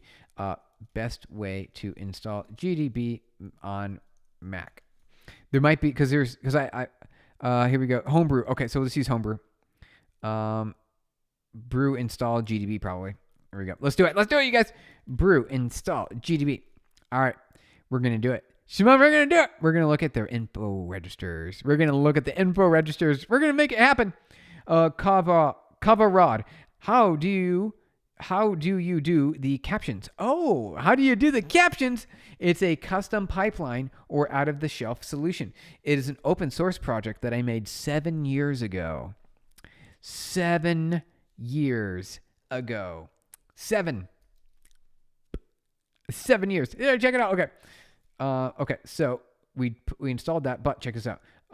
Let's do OBS subtitles. And then here we go. I got it right here. OBS subtitles. Let's see. Stephen LB. Here we go. This will probably perfect. Here we go. So this is it right here. So you just go to this U live subtitles. How? Yes. Black Panda. Yep. This is it. So I've got this open source project 7 years ago. 7 years ago, you guys. 7 years ago. Here's the project. I'll paste it again onto our Discord. So you have it here on our Discord. There it is. There's the link. And that'll take you to my GitHub. And it'll let you, it's really easy to follow. And then you can fork it and make your own. You can make your own, but then you just add a browser source and then, or just a browser. And then you type in the instructions and then boom, you got subtitles on the screen in real time subtitles. It's really cool. And then I also made it so that way there's a whole bunch of different options. So you can see here, like you can see that this is just an animated GIF of what you can do. So sometimes you want to add ease of reading to your stream with traditional closed caption style text, so you can show your speech on screen. Isn't that cool? And so you can have there's different styles. There's a whole bunch of different styles. Rainbow. You've got here you go. So you've got they crop the text. You can do NanCat. There we go, the NanCat version. So if you want, you can do that as well. But I also added recently here at the bottom. So look, check that everything. I forgot that I put an image. So in a couple weeks ago, we added closed captions, but for a single word at a time, one word at a time. So I added it here, so you can try to do that here. So closed captions. There you go. So that's your answer. That's your answer. Oh, and if you're not on Discord, just in case, I'll place the Discord link just so those who didn't get it here, I'll paste it. Here's the Discord link directly, so that way you can grab that later. You can grab later, you guys. Okay, so I missed some of your text messages. Crazy. As a fresher, job search feels like needing 3 years experience and just existing. Yep. Applied to a couple of companies, got rejected. Oh, that's the thing though.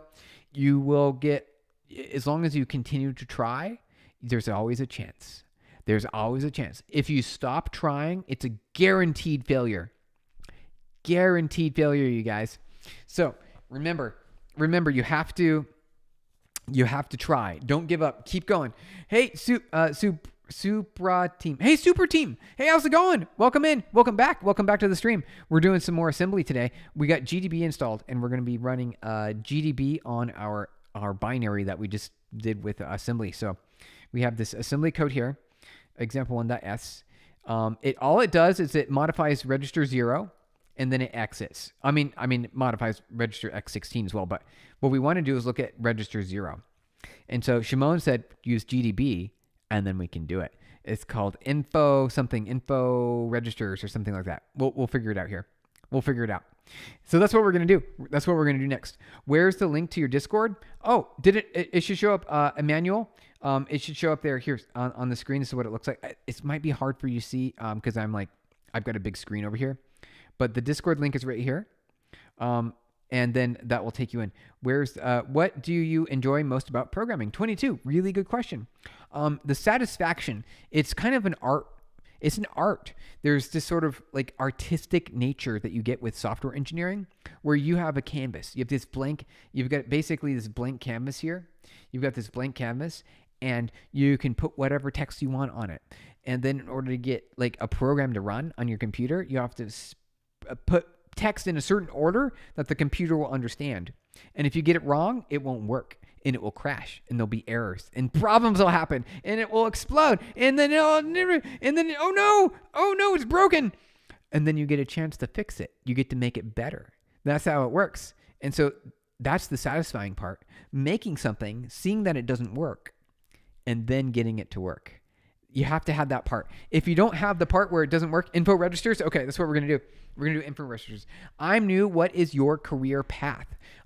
Been entrepreneurial mostly, but also worked as a software engineer at some other companies. If you are curious, I do have a LinkedIn. You can do a search for Stephen Blum LinkedIn, and that will, oh, neat. Yeah, highlighted myself. I didn't mean to do that.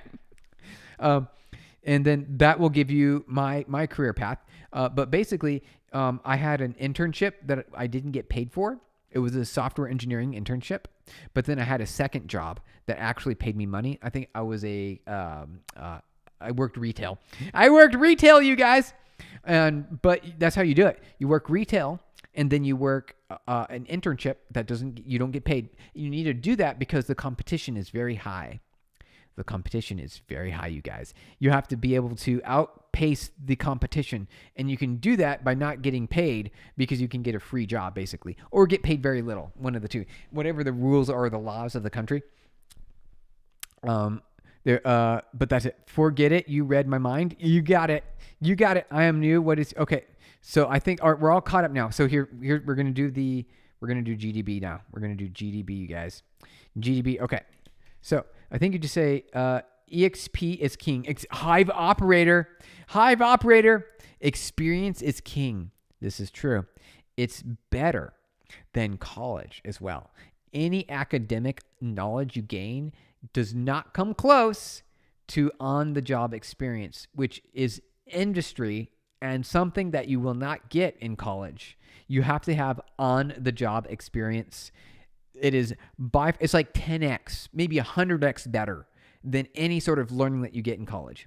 Reverse debugging, time travel, where's what we're going to do. And I think I'm asking pretty good questions, right? You are. 22, thank you. Thank you for these great questions. Anything you got, you guys, that's why we're here. We're here for you guys. We're here for you. We're hanging out. We're chatting. We're talking about technology. And now we're going to do some GDB. Here we go, GDB. Is it here? Do I have it? I do. I have it. We got GDB, you guys. Okay. Perfect. You must have unlocked the hidden DLC for pro coders. The subtitle project was just a wow. Really? Nice. There you go. The subtitles. It is a thing. It is worthwhile. But yeah, there you go. The subtitles. Yep, here you go. I forgot that I put this image here. Oh, like, oh wait, hold on. Open image in new tab. What is this? Let's see image. Here we go. Wait, is it that one? Is not. Wait, open. Wait, oh wait, we closed it. No, I didn't want to close it. Where'd it go? Is it here? Yeah, here we go. Okay. Wait, I want to zoom in. On that image. What was I saying? Here? What did I say? Oh wait. Okay. Open image in new tab. Is it gonna work? There we go. Oh, because it's a private. Okay, fine. But it's right here. We can see it somewhat. Okay. But yeah, there you go. Subtitles. Twitch, OBS, subtitles. Also, it works on YouTube, you guys. It also works on YouTube, obviously, because you're here right now. Obviously, because you're here. All right, so let's go to terminal window. Okay, GDB, and then we're gonna go add example 1. All right, boom. Now we can say there's no backtrace, so there's no stack. That's the one command I remember from GDB. But there is info register. So IR, there's no IR. Info registers. What's that going to do, you guys? Info registers. The program has no registers now. Do we have to say run? Don't know how to run. Type help target. Wait. There's something I have to do first. I thought. Well, we GDB'd into it, right? So reading symbols from add 1. No debugging symbols found. Do we have to add debugging symbols when we compile it? Hold on. Vi makefile. If anyone knows in chat, all right, what are the flags that we need for debug flag? Oh, debug flags. Oh, see. Oh, here we go. Let's just say debug true. We're gonna. Here we go. I got dash G, you guys. Dash G. I know what I'm doing. Here we go. Make. Make all. Okay. Make clean. All right. Then make. There we go. Make. All right. We did it. All right. GDB. Add 1. Boom. Okay. Reading symbols. Perfect. We did it. Okay. So nothing backtrace. Info registers. The program has no registers, but we're one step closer. You must add a breakpoint. Wait, are you serious? Wait, really? Hold on. Debugger only stops on breakpoints. What? Okay. How do we do that? I've never done that before. I mean, I've done that many years ago. Because here's how I debug. Shimon, thank you for the likes, you guys. Manoj, hey, how's it going? Thumbs up. Thank you for the comment there. Maybe one day I'll become your colleague with a revolutionary and impactful company. It's very possible. We can't. What are you doing? We're debugging a assembly code program that we wrote. That is a really simple. I mean, we're learning assembly here, so break main. We got a break main. Is what it is. Oh well, I mean, we are doing an assembly, so we got to do by add 1.s. Here we go. So how do we add a break? So break point. How do we do that? BRK? Is that what we do? Is BRK? Is that it? Is that going to work? Can we do that? Make it clean. Make. It looks like it works. Break main. Make GDB in it. We're making it happen, you guys. Copy. How long have you been coding and stuff? Many years. About, was it 20 plus years? Wait, let me do the math. 20, maybe 25 years, you guys. Maybe 25 years. Maybe more. Maybe less. That's a general. In GDB.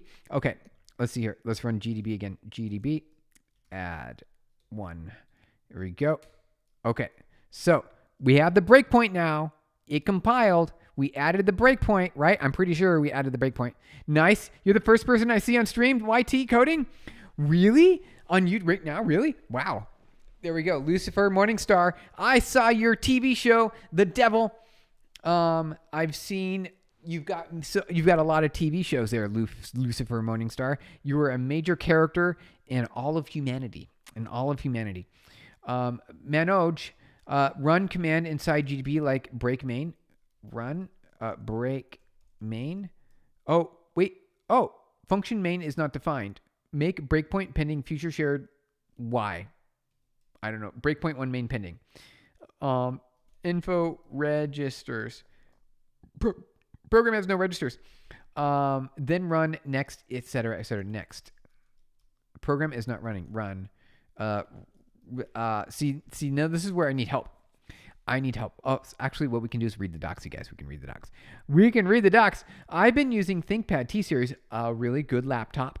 You guys. SandKit, that's a really good laptop. From 2013, any idea of recommending laptops? The max budget is for a MacBook 13-inch Air.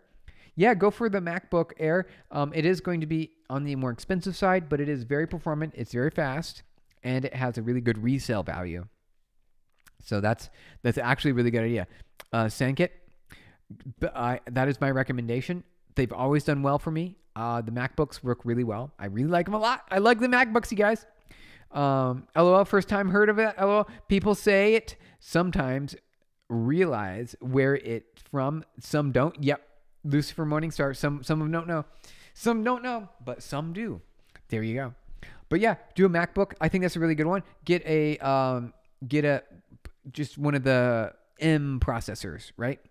The M-based processors, the Mac processors, this Apple Silicon. There you go.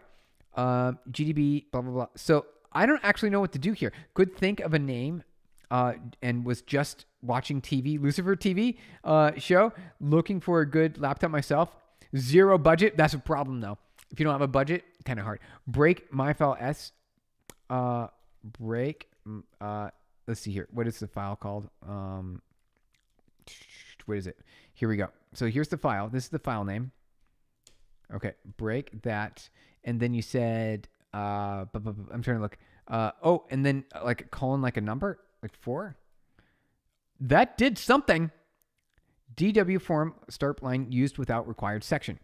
What about, what line number is that on? Let's find out. Let's scroll back up here to the top of your guy. Oh, we can't do that. All right, let's go to the next. Let's just open that up. Oh, where did it go? Hold on. Oh, chapter 2. We got to change directory.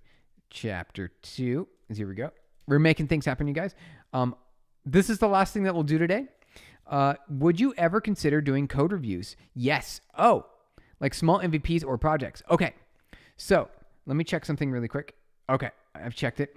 We are going to be doing a coding. We're going to be doing a coding challenge. Here, let me pull it up. Okay. So you join our Discord. We got a code quality hackathon. This is interesting. Yes, there are prizes. But this is a different kind of hackathon. It's really all about the code that you write.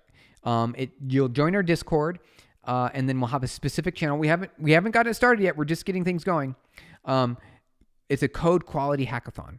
The idea is you need to write code that is disposable, right? So that means it's easily rewritten. You got to write code that's disposable. And then you got to write code that's clean and easy to read. So it's got high comprehensibility.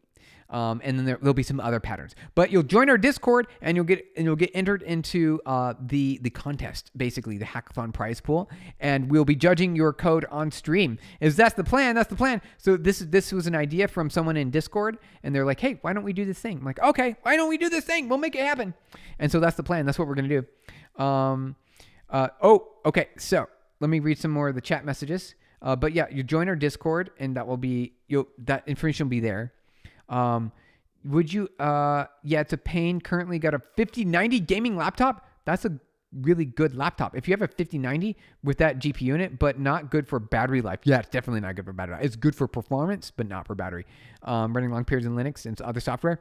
Yeah, that would be a problem. 22, have you ever thought about working with world-class programmers like Linus Torvalds, Gudi Van Rossum, Elon Musk, Margaret Hamilton, Tim Berners-Lee, and Jeff Dean? In the past, I've looked up to those as potential mentors, of course, because they are well-known, established software engineering people, and they've done a really good job at making their career and exposing the world. Like Linus, I would probably say Linus Torvald would be the most famous in terms of building extremely valuable systems like Linux. That's huge. That's amazing. That's amazing that happened. We use Linux every day. Most of the internet is powered by Linux. It's amazing. Did you know this? Most of the internet is powered by Linux. It's great. Unique UX, even better. On my phone, but we'll join. Okay, cool. Very cool. Join the Discord, and you will be and we'll be starting. So we haven't. This is just an early announcement. Early announcement, you guys. But we'll be doing a code quality hackathon. You submit by DMing, direct messaging a mod, your GitHub repo, and we haven't named any of the details yet. But if you join the Discord, we will announce it in Discord. And so that will be coming up. That will be happening here in a week or so. In a week or so, you guys. In a week or so. All right, here we go. Let's do this. There we go. Okay. In a week or so. Where's the link for the DC? Okay, the Discord channel. Okay, let's grab that for you guys really quick. Here's the link. Here you go. Copy. And then we will have a big prize pool. 1 year of Discord Turbo. Multiple. So if you enter, and if there's not enough entrants, like for example, if only 10 people enter, then everybody gets a prize. Everybody gets a prize if only 10 people enter, because there's enough for 10 people. But if like say 8 people enter, you're guaranteed to get a prize. You're guaranteed, you guys. It's a guarantee. But we'll still be going over your code quality. We don't know what the project is yet. So it's going to be a project that will be really easy, but it will require you to have restraint, because a lot of coding that exists today has the desire built in that you want to add abstractions. Abstractions. Beautiful, wonderful abstractions with elegant object-oriented programming, maybe other kinds of interfaces that you write and traits, and beautiful, elegant code that nobody wanted. Break_start is what we got to do. Break_start. Okay. Break_start. That's actually really useful. We can make that happen. So the whole point of this hackathon is code quality in the industry. So as a business, not from like an academic perspective or a personal perspective, personal project, but what you want to build in industry is very simple, disposable, easily readable code. When I say disposable, that means it can be easily rewritten. Because code is liability. Code is an expense to the business. And then you take that expense because there's value in it, but also in the maintenance of it, you lease that debt to your customers. And that's how that works. So you want to minimize your debt so you can maximize profit. You guys, does that make sense? Does that make sense? Okay. Run and info register. Okay. Let's do it. Someone's asking about politics and a president. 22, what's the most interesting, memorable question you have ever been asked? That's all. Come on. Even in terms of programming, I guess probably my favorite computer-y term, the terminology, my favorite, code is an art. You got it. That's it. Code is an art. My favorite term. All right. So this is just something that comes to mind. It qualifies. It's not maybe the best or the most memorable, but it is interesting. Someone says, what is your most favorite here? What is your favorite? Your favorite. What is it? I can spell correctly. Favorite computer term. Like, what's your favorite computer term? And then I said, CMOS. I like CMOS. Complementary metal oxide semiconductor. There you go. Complementary metal oxide semiconductor. And I can spell correctly. It's about that. Complementary metal oxide semiconductor. CMOS. Isn't that a cool term? I think it's cool. I think it's a cool term, you guys. All right, so let's go, Manoj. Let's go back to our assembly. We got one last task that we do before we end stream today. We want to debug this program here. Okay, so let's move over. So we want to say break_start. Make breakpoint pending on future shared library. Yes. Okay. And then you said run. It doesn't run target. Maybe say run start. I'm start. Don't know target. Help target. Okay. A core file. No. Oh. Okay. Run this. Wait. Help target. No. target core, use a core file, use an executable. Okay, so run exec that. That also doesn't work. The concept or the name. Kavarad. Kavarad. The concept or the name. What? Oh, yeah, both. I mean, the name is cool, right? Because you get to say complementary metal oxide semiconductor. Isn't that fun? It's like a fun word. It's just a fun phrase. I like it. But it basically means processor, right? It's a chip, a computer chip. Or it could also be some sort of array, and it could be a photo array, some sort of electronic array of bits and bytes. It could be the photo sensor on the camera, right? So complementary CMOS. Or it can be the chip, right? The silicon chip that powers the compute. Why did name it PubNum and not something else? Because I wanted to name it PubSub. So PubSub, like this, PubSub. I wanted to name it PubSub, but that was already taken. And so I changed one of the letters to PUB. I changed the S to an N, and there you go. There you go. That's your answer. I just changed a letter. And I did that because for back in the day, and still today, you want to have a unique name that is easily recognized, but also it can't be mistaken. You cannot be mistaken for something else. I mean, we have had some mistakes when it comes to the name itself, of course. You might be knowing what I'm talking about. You might be knowing. But in general, this is a unique name. And so if you search for it, you're only going to see it. What's PubNub means? It means PubSub. It means publish subscribe. This is what PubSub is. That's what PubSub is. It's a design pattern. It's publish subscribe, you guys. Publish subscribe. Color dark. Here we go. It's publish subscribe. Check it out. From Macintosh Future and System 7, publish and subscribe for practicing paying before. Basically the idea is sending and receiving data. So you've got a device that's subscribing to data, right? It's subscribing to data. And then you have another device like the computer that you're on right now. And then you can send data from your device to come to my device. So publish, subscribe, right? So it's all about, no, CMOS is not a CPU. It's a process of manufacturing computer chips. So it's a process using MOSFETs. Wait, what's a MOSFET? I should know this. I feel like I should know this. Shimon, it's a MOSFET. Hold on. What's MOSFET? MOSFETs. What's that? MOSFETs. Metal oxide semiconductor field effect transistor? What? It's a whole different thing. A semiconductor device that uses an electric field to control the flow of the current through a channel. Its function is voltage controlled with an insulated gate determining the connectivity of a device between the source and the drain, the terminals. MOSFETs are highly efficient, are the basis for modern integrated circuits, like in a computer, and are used as switches to amplify the vast array of electrons or electronics. Interesting. We're learning more every day, you guys. Steppy and Info and Orleo ASM. Okay, so we are still trying to get it to work. What is this Steppy?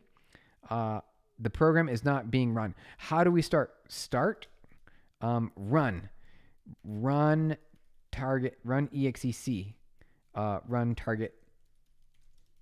How do we get I forgot. How do we get the program to run? How do we even get it to run? I forgot. Hold on. Let's do this. GDB, how to run the program. How to run. That's what I did. I did this right here. This is what I did. B main, B source. Okay. And then run. See, that's what I've been trying to do. I've been trying to do that. Run arg1. Okay. So that's exactly what I've been trying to do, you guys. That's what I'm trying to do. All right. Oh, maybe we have to do this // Is that better? BT. Okay. Info registers. Wait, I guess spell it right. Info registers. The program has no registers. Run. Run call sys exit. Run call sys. Wait. Sys call exit. Wait. Run call sys call exit. I don't know, guys. I don't know. We're going to figure it out. We got to figure it out. This is like the last thing we want to do today. So PubNub is just managed pub sub solution. You got it, Jay Looney. You got it, Jay Looney. I must be late to the party. What's their special sauce? It is, so we're globally deployed. PubNub is globally deployed all AWS regions. So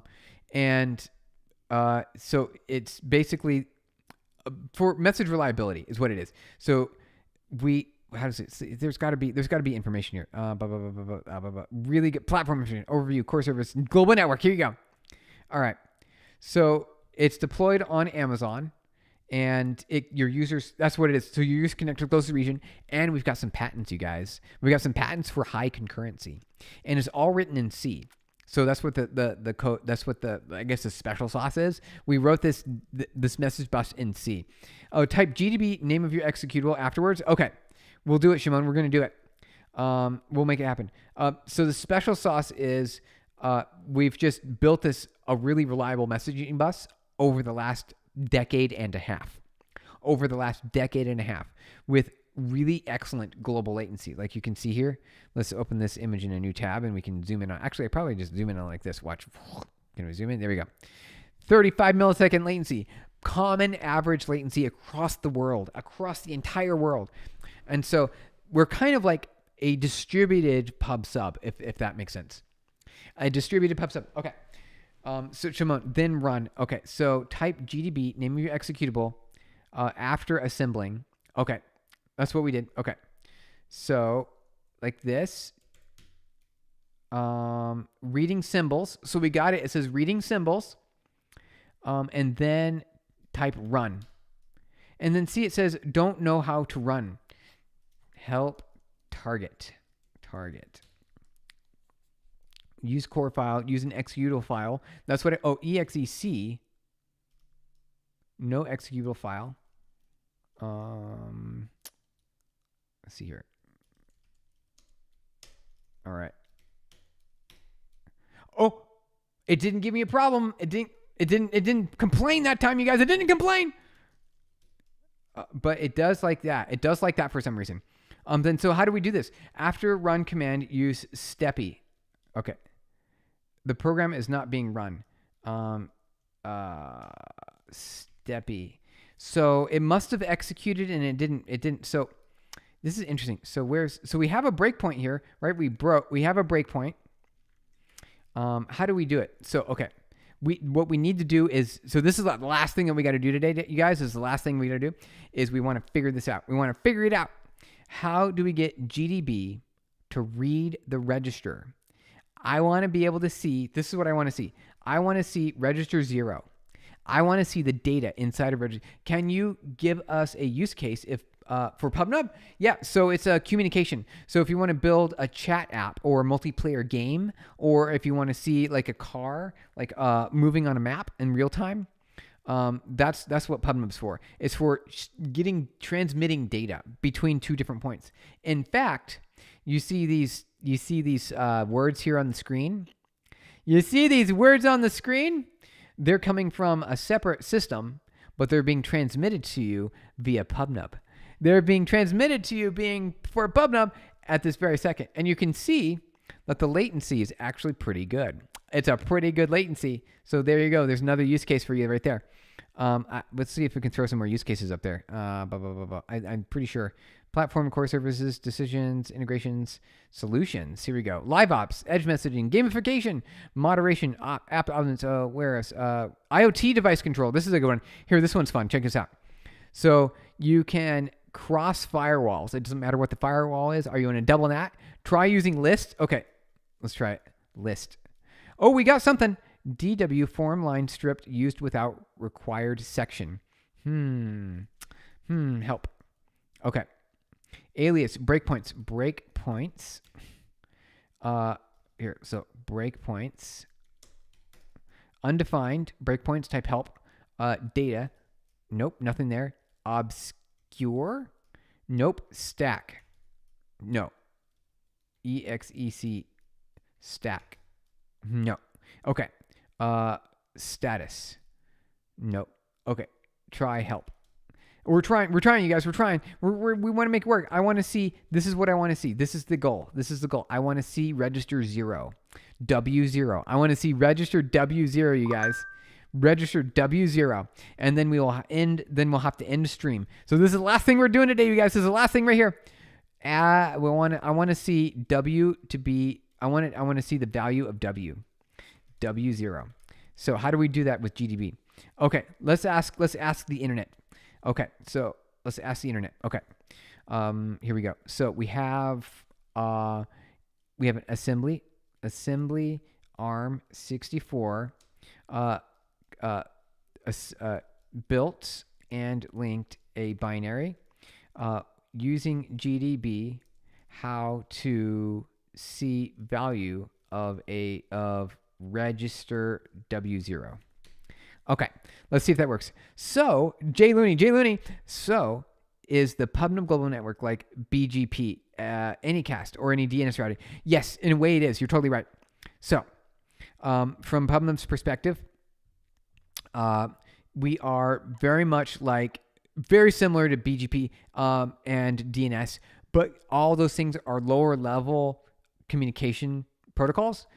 We abstract all of that for you. And so we make it so easy that you don't even need to know the IP address of the device that you want to communicate with. Isn't that crazy? Now you're thinking, hold on a second, you can't do that.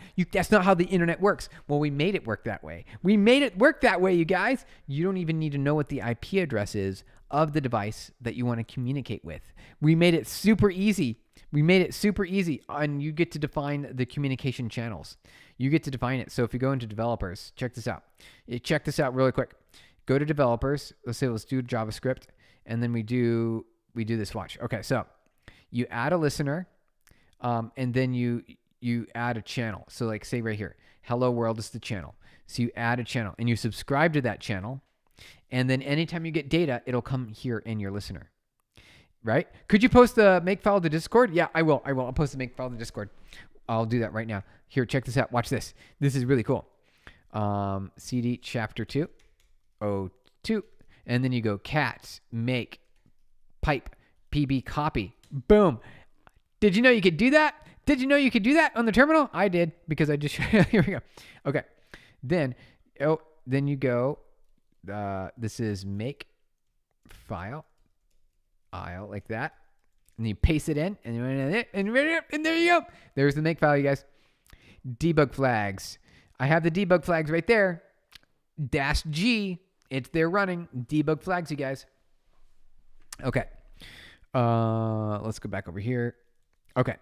So then, in order to send the message, so continuing this, you just run publish, and then you say what the channel is. So you've got the channel hello world, and then you can send any data you want. Check it out. No IP addresses anywhere. Isn't that cool? We made it really easy for you to send data end to end over the top. So it doesn't cost anything from that perspective of like no SMS involved here. No, we don't need no phone numbers and no IP addresses. It's anonymous in that way. Isn't that cool? PB copy. Yep. We love PB copy, you guys. We love PB copy and PB paste. They are my favorite way to interact with the terminal. It's really cool. Okay. That's crazy, isn't it? It's so cool. No IP addresses, no phone numbers, and you can make communication with any device out there. Any device, anywhere, it doesn't matter. All based on the name of the channel. Isn't that cool? The name of the channel. It's really powerful. And that's why we have over 1 billion connected devices already, you guys. 1 billion connected devices that are all doing this type of communication. Multiplayer games on your mobile phone, on Android and iOS, on Xbox, on Switch, on PlayStation, on Nintendo products, right? With the Switch, and you name it. We're everywhere. We did it. We've connected everything, you guys. All right. So first, GDB your binary name. All right, let's do that really quick. B main or your function name. So I believe it's underscore start, right? Okay, so B. Okay, let's try this. So GDB /. There we go. And then we say B underscore start. Oh, yes. Okay. Breakpoint 1, start pending. Okay. I don't see any assembler used in the make files. Are you sure using a symbol and not just run empty files? It's building binaries. So let me see here. Let's go vibe. Burp. There we go. Chapter 2. Let's go to Makefile really quick. We're going to check. Okay. So we've got first AS. Yeah, it's right here, dude. It's right here. Right here on line 15. Line 15. We are using an assembler right here. Let's give everyone a bunch of flickering lights there on the screen. But right there, line 15. That's the one, you guys. That's the one. So anything with a MAC address. Yeah, basically blue. Yeah, basically anything. Yeah, exactly. It's got to be anything with a MAC address. You got it. You got it. Does that mean? Yes. Okay. So Jay Looney, you said the right thing. Does that mean anybody subscribed to Hello World channel would see those messages? You're right. You're totally right. And you're I missed that. Yeah, no worries. No worries. Line 15. I know it's because it's got a whole bunch of it's a bunch of variable stand-ins like money arrow and then money at symbol and then percent sign. So it's really easy to miss, especially because it kind of looks like an operator of like it looks like an operator, right there. Looks like an operator. It doesn't mean it's because it just looks like the word as, right? AS. It just looks like the word AS. You're like, so it's hard. It's easy to miss. It's easy to miss right there. And then we got their linking flags. Okay. So we're almost there. We're almost there. Wait, where'd it go? Where'd it go? Oh, here we go. Okay. Tab. There we go. Okay. So we did that. Let's go jump back over here. So yeah, you got it. Anybody connected? Okay. So we did B start and then we say run. Okay. Info register. Okay. We got it. Okay. This might be it, you guys. This might be it. Do you think it's going to work? Do you think it's going to work? Oh, I'm so excited. I'm so excited. Okay. So it's branch main. So it's branch in the main. Let's do it. Let's branch main. B underscore. Wait, do we already do that? We already did B start. We already did B start. So we did that. Then we just say run. Oh, that didn't do anything. Damn. Oh, okay. Jay Looney. So I don't want to use this for secure communication without adding my own encryption or something on top of the messages. Check it out. We've got you. We've got you, Jay Looney. So check this out. When you initialize the SDK, there are API keys. So check it out. There are API keys, publish key and a subscribe key. There's also a secret key, but not for right now. We don't need to worry about that right now. We don't need to worry about the secret key but check it out. So we've got demo. These API keys, the demo keys, they're available to everyone, to the public for free. So yes, if you use the demo keys and then you pub and sub to the channel Hello World, the Hello channel, everyone in the whole world will be able to see that data. From a security perspective, you'll probably want to sign up to PubNub. You want to sign up, there's a sign up button to get your own API keys around here somewhere. Sign in. Here you go. So you create an account, you get your own API keys, and you put them in. Then we isolate your data on its own sandbox, independent of other customers. It is a multi-tenant infrastructure, so we have to do that. And that creates your own data channels that are unique to you. Then you can also encrypt it. We have built-in AES-256 encryption. All you have to do is bring your own cipher and initialization vector. That's it. That's all you have to do, your own cipher and initialization vector. And then you have perfect end-to-end encryption that nobody can break. Nobody can break, at least as far as we know, or at least right now, right? Including the governments. Nobody can break, including the governments, you guys. Also, does that mean it's DHT based? Wait. What is DHT? I was wondering about encryption too. Yep. So you can do PubNub encryption, example, JavaScript. Here we go. Here's an example. And then you just type in your cipher key right here when you initialize the SDK. There you go. End-to-end encryption, you guys. End-to-end encryption right there. Right there, you guys. Isn't that cool? Baked in to the SDK. So I don't want to, blah, blah, blah. Also, does that mean DHT? What is DHT again? I don't know what DHT is. DHT is in computer science. What is DHT in computer science? Distributed hash table. Oh, distributed hash table. Actually, yes. You got it. You nailed it. That is actually the algorithm in terms of our in terms of how we route data across different paths, but we do use a hash table for performance perspectives. You got it. We got a distributed hash table, you guys. Looney, you figured it out, Jay Looney.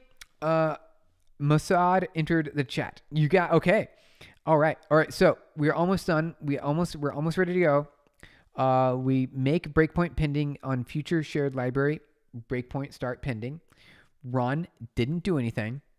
Let's see here. We're almost there. Let's try info registers W0. Okay. The program has no registers now. It did though. I thought it did. But then we can't print 0 because it won't work. Okay. So void. Oh, interesting. So it has nothing in it because it's not running. Okay. This is the last thing we're going to do today. And then we have to end. We have to end stream. All right. We have to end stream. But this is the last thing we're doing today. Okay. So function start not defined. Interesting. Okay. Function start not defined. When it comes to how does computer stuff work, I'm a pretty good guesser. You are, Jay Loney. You figured it out. It's definitely how it works. Okay, let's jump down here. Let's go. Let's split on that way. Let's go vi. Let's make sure to close that really quick. Go over here and then vi period, and we'll go chapter 2. And we'll go over here. We'll go number 1. Here we go. Okay. Oh no, that's the binary. We don't want to do that. We want to get this file. Here we go. Okay. So even though we have a breakpoint and we have a label start, right? Why is this the right way to do a breakpoint? Is this the right way? Okay. We're so close to having this, you guys. Once we have it here on the screen, once we have it. So I think, okay, so B start. Function start not defined, but it's right here. I thought this counts as a function. Maybe it's not. That's like the entry point though, right? Okay. So what we're going to do is we're going to see if the computer can help us more. We'll see if the Google can help us a little bit more. Make breakpoint pending on future. Okay. Function start not defined. Okay. Here, we'll copy and paste this right here. We're almost there, you guys. W0, let's go. Let's go, W0. Register 0, which is the 32-bit register. Nope, not that. I want to go back here. Okay. So let's go this deeper dive into AI mode. And we'll say B start function undefined. Okay. Let's see if the internet can help us a little bit more. Info files. What's this? Is this going to help us? Where are we here? Info files. This is interesting. Okay. Yep. File type and mark. Cannot find section for the entry point. Okay. Oh, there's no .text because we don't have a .text. Okay. So maybe we could add that. Let's see here. Can we do .text here? We do .text here. .text like that. I think we do that, right? .text like that. Let's see if we can build it now. So make clean. Oh wait, we got Jay Looney. That must mean debugger hasn't loaded the object properly. Yeah, I think so. You're totally right. Something's happening here. So we need to make it. Let's see, make it clean, and then bring it back over here. Let's get out of that. Bring it back up again. Oh, we got some information. Maybe it's just paging. Okay, paging. Okay, we don't care. Unique UX. They gave me Gemini Pro for a year for no reason. Did you get that too? They did, but they didn't give it for me a year. You got special privileges for a year. I only got it for like a couple months. That's kind of crazy. Okay. Let's see here. All right, let's jump back over here. Okay. The output will include the entry point, which is, for example, okay. Manoj, if you assemble with SAS, but never linked with LD, you don't even have Moxie or binary with a proper entry point, then won't run work. Oh, we are linking, and we do have the entry point. It is there as well. So that is right here, I think. Where is it? Where's the link for LD? It's right here. You go.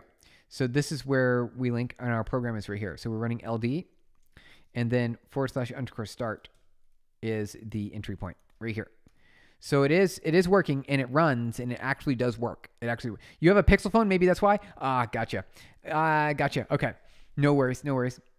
That probably is why. Is because you bought Google hardware, and they're sort of like, here you go. Here's some Gemini for you for free for 1 year. That's actually a really cool deal. Red Jeep, hey, how's it going? We're doing one last thing, and then we have to end stream. We want to get our debugger working, and we want to see the data at register 0, and we're trying to make it work, but we're having some challenges. Okay, let's go back over here. Info files, we got that. So info files like that. Okay, we got entry point 0x0, and then text is that. Okay, cannot find section for entry point of, which is, I guess, is 0. Okay, it's got the executable. Okay. GDB B. Oh, okay. So maybe if we do B0x0, something like that. Oh, with a star in front of it. Is that going to do anything? Breakpoint at 0x0. Oh, look at that. Okay. And then run. Okay, still not exec. No executable file. What about, here we go. All right, what is it called? It's this right here. We're almost there, you guys. We're almost there. Jay Looney. Yeah, underscore start is the pre-main entry. Oh, so it's not even the main. It's the pre-main. And that and it's what automatically gets linked in when you compile. So I'm not even sure if you need additional linking if you write an object with start. Oh, got it. Okay. Interesting. Example 1 is just the main object file. Or, is it? No, it's we're actually building it. So we're doing it. There is an object. So here, check this out. Here on the screen. So wait, let's go over here. Let's pop this. All right. So we are making actual binaries. So we have the object files, right? We've got the .os, and then we've got the binaries that are linked. We've got the object files, and then we've basically got 4 programs here. We've got 4 programs, and we're only still on the first one because we got sidetracked, and we want to use the debugger. That's what we wanted to do today. We want to use the debugger now. Assuming everything else is freestanding, which you are writing a pure assembly code, it is by definition. Yes, okay. So basically, yeah. I think Jay Looney, you're on the right track here. You're on the right track. So we're just like one or two GDB commands away from it actually working. So we're really close. Oh, and then Steppy, interesting. So run is still not running, but we've got B here. Let's just try this. We'll see what happens. Break it at that, and we say run, but it doesn't. Okay, here. We're going to copy and paste this. We'll type that. We'll do this. Say maybe it's because you aren't using GCC for linking, and your loader can't produce symbols understand by the GDB. It might be. You might be right. You guys. It might be that we're just trying to do something that GDB is just not possible. It might be. You guys. So let's see here. The error message means that GDB has not been told which program to run. But we did. Okay, so let's try it again. We'll try it again. Okay. Oops. Hold on 1 second. Split. Here we go. CD chapter 2. Here we go. And then we say GDB, and we say that. Go. Okay. Good to go. Okay. Then we say we'll run that. And then run. Okay, so we did all the things that it wanted us to do, but it still didn't work. File, reading your binary, blah, using code, SSH, ARM64, get info files. So we do have some information here. Starty. Wait, STARTI. Yeah, that's not working. LD is the GNU linker. GCC is the GNU compiler chain, and GDB is the GNU debugger. So I think all of these tools are compatible. Got it. They should be. It seems like they are. It feels like we're getting there. So let's see here. So we did GDB, and then we have what was our program name? We'll just add it in here so the AI has context. There we go. Okay. So let's see what it says now. We're getting close.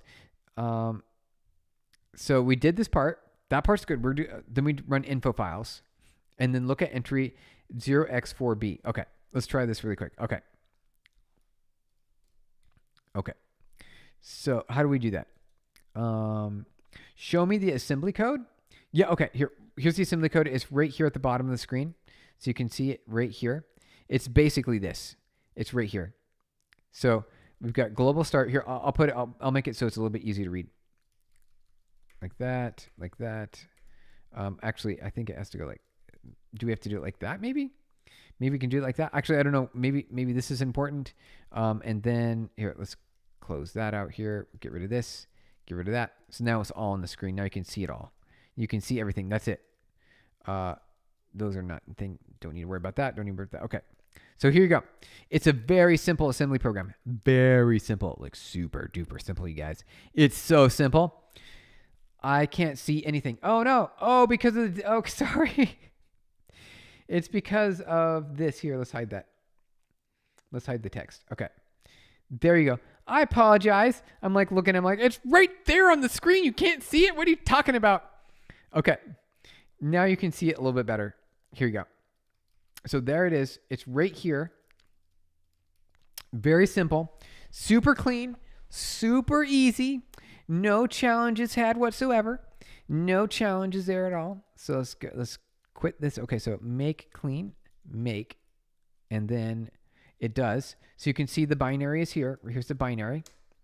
GDB, the binary. Oh, wait, GDB, the binary. Gross domestic product. Sorry about obscuring the screen before you guys. Okay, so what do I need to do to get to the GDB to make it happy? Info files, and then entry point is 00, B 0x0. Yes, run, but it doesn't run anything. exec. Oh, exec star 0x0. No such file or directory. Okay. exec this. So it runs this. It runs it. It runs it. It makes it happen. So this is it running, but then it doesn't work. Okay.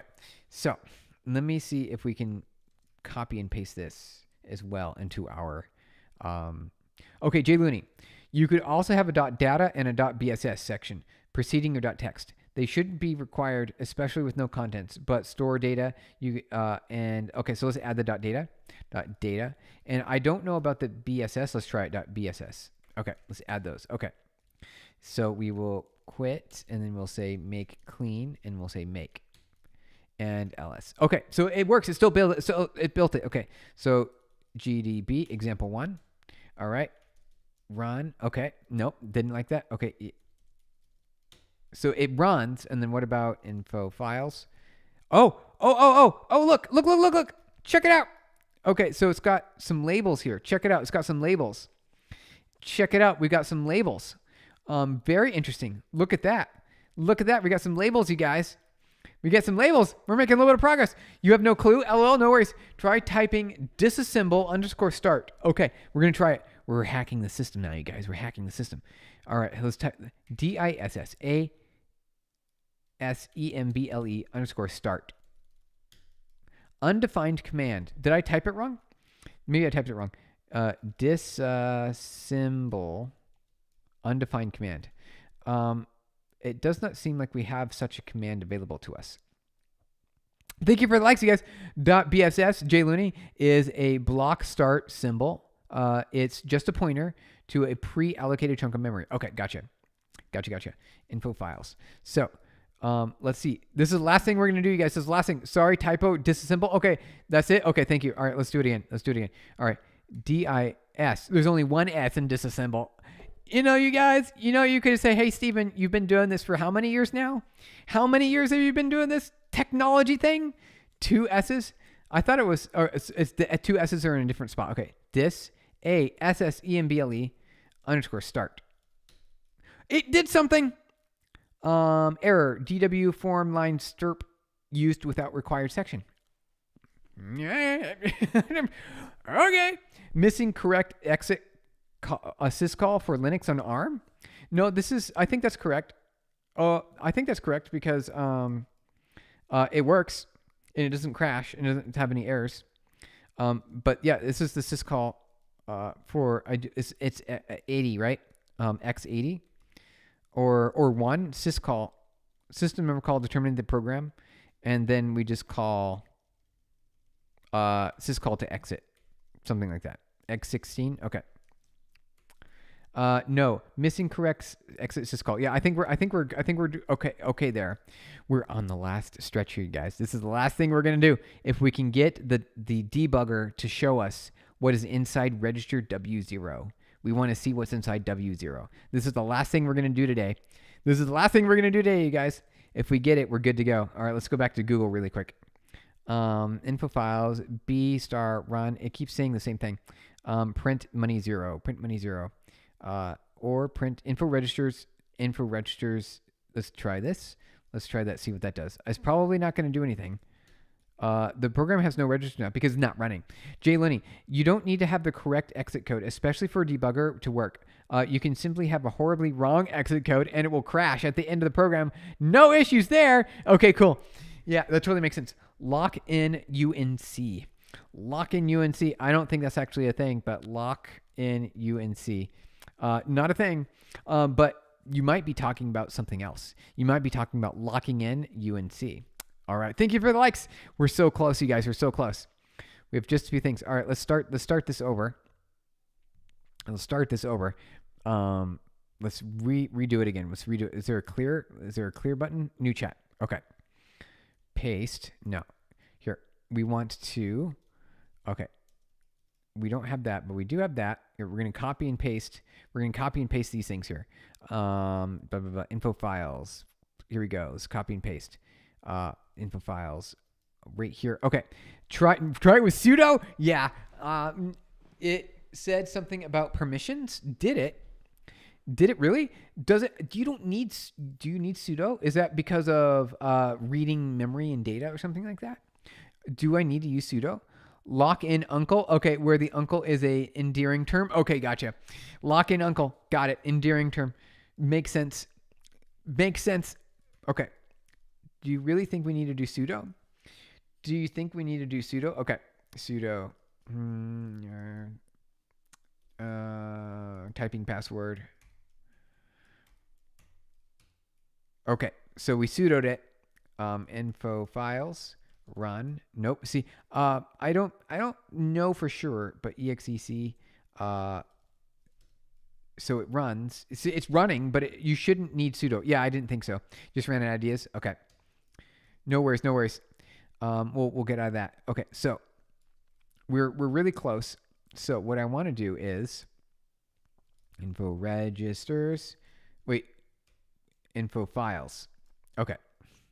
Let's quit. All right, so run, enter info files. So I'm going to copy and paste this into our business here. All right, go here,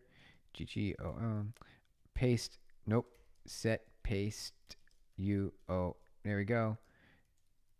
F2, undo. Okay, and then we're going to copy and paste this other thing over here. So we'll go like this, and then we want to copy and paste this as well. Here we go, function F2.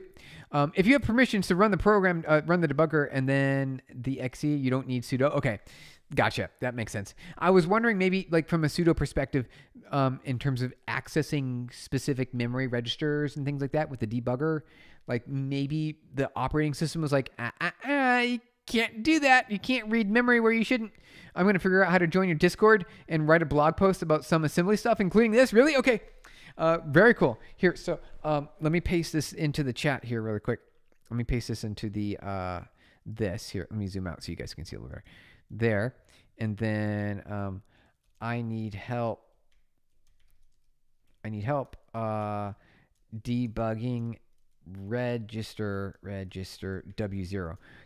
I want to see the value of 3 in that. In W0 with GDB.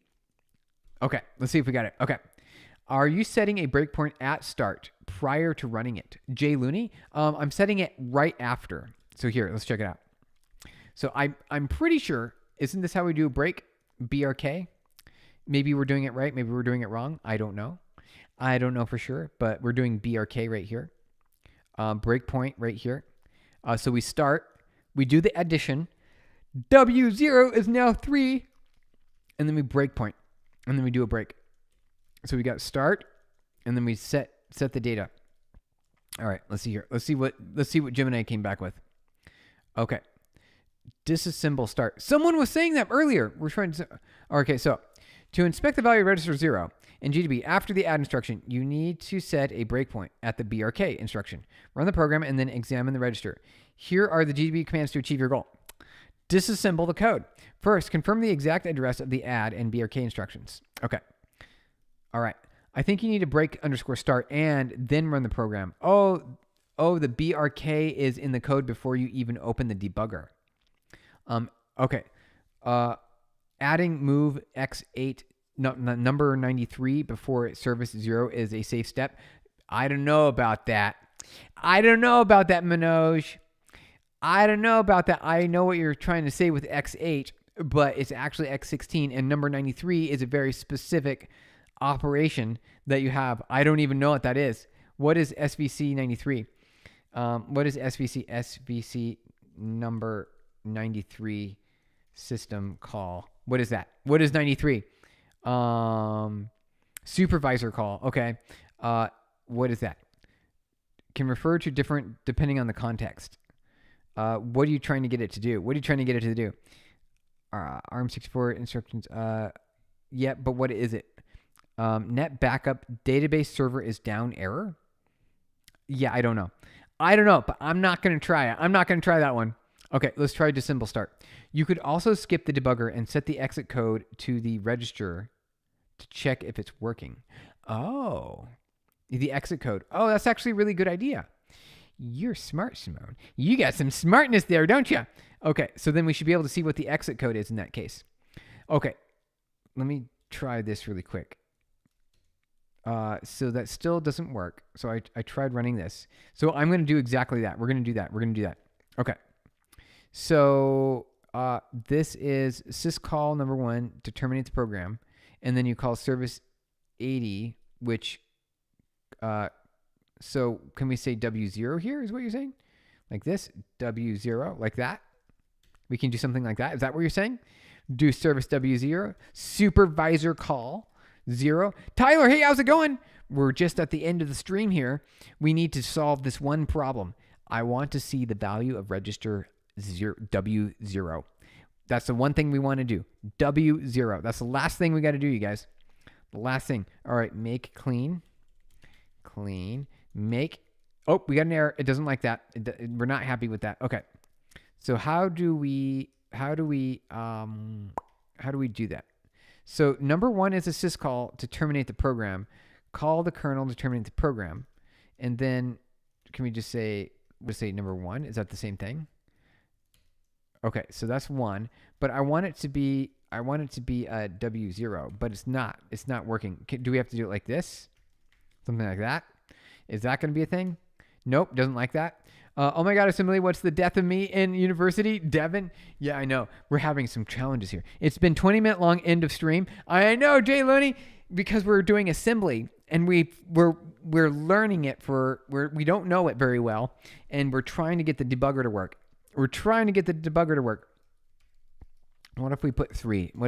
That's the value it's supposed to be. All right, ./as here. ./add example 1. Trace trap. Okay. Something happened. Let's see. GDB. Nope. Hold on. No. GDB add 1. Okay. There we go. Run. Nope. We're not getting what we want here.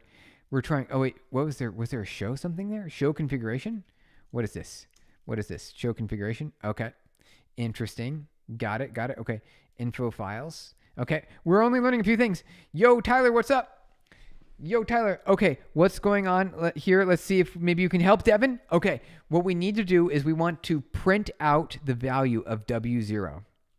We want to print out W0, and we want to do that in the debugger, in the GDB, the GNOME debugger. ZZZ assembly, you got it. What language is this, Sparrow? This is assembly. We're trying to figure out one last thing before we end stream. I know it's been like a 30-minute long of the end of the stream. We've got this one last thing that we want to do. We just want to see the value of register 0. We want to see the value of register 0. So break underscore like that start. Can we do that? Is that a thing we can do? Can we do that? 0. We're trying. We're trying the best we can. 0x80. Okay. Close, close, close. Oops, we don't want to do that. Let's split that again.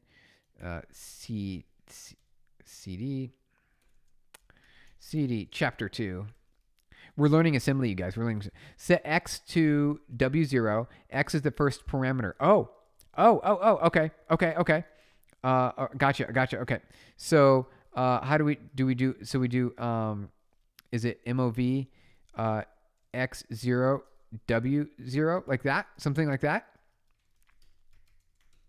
Like this right here. Like this. Okay, let's try it. Make clean. Make. Move w0. Okay, so how do we? What was this? Was it? There's a command to copy data to a register. There's a command. How do we do that? We want to copy w0 to x. Yes, for the exit code. Okay, so how do we do that?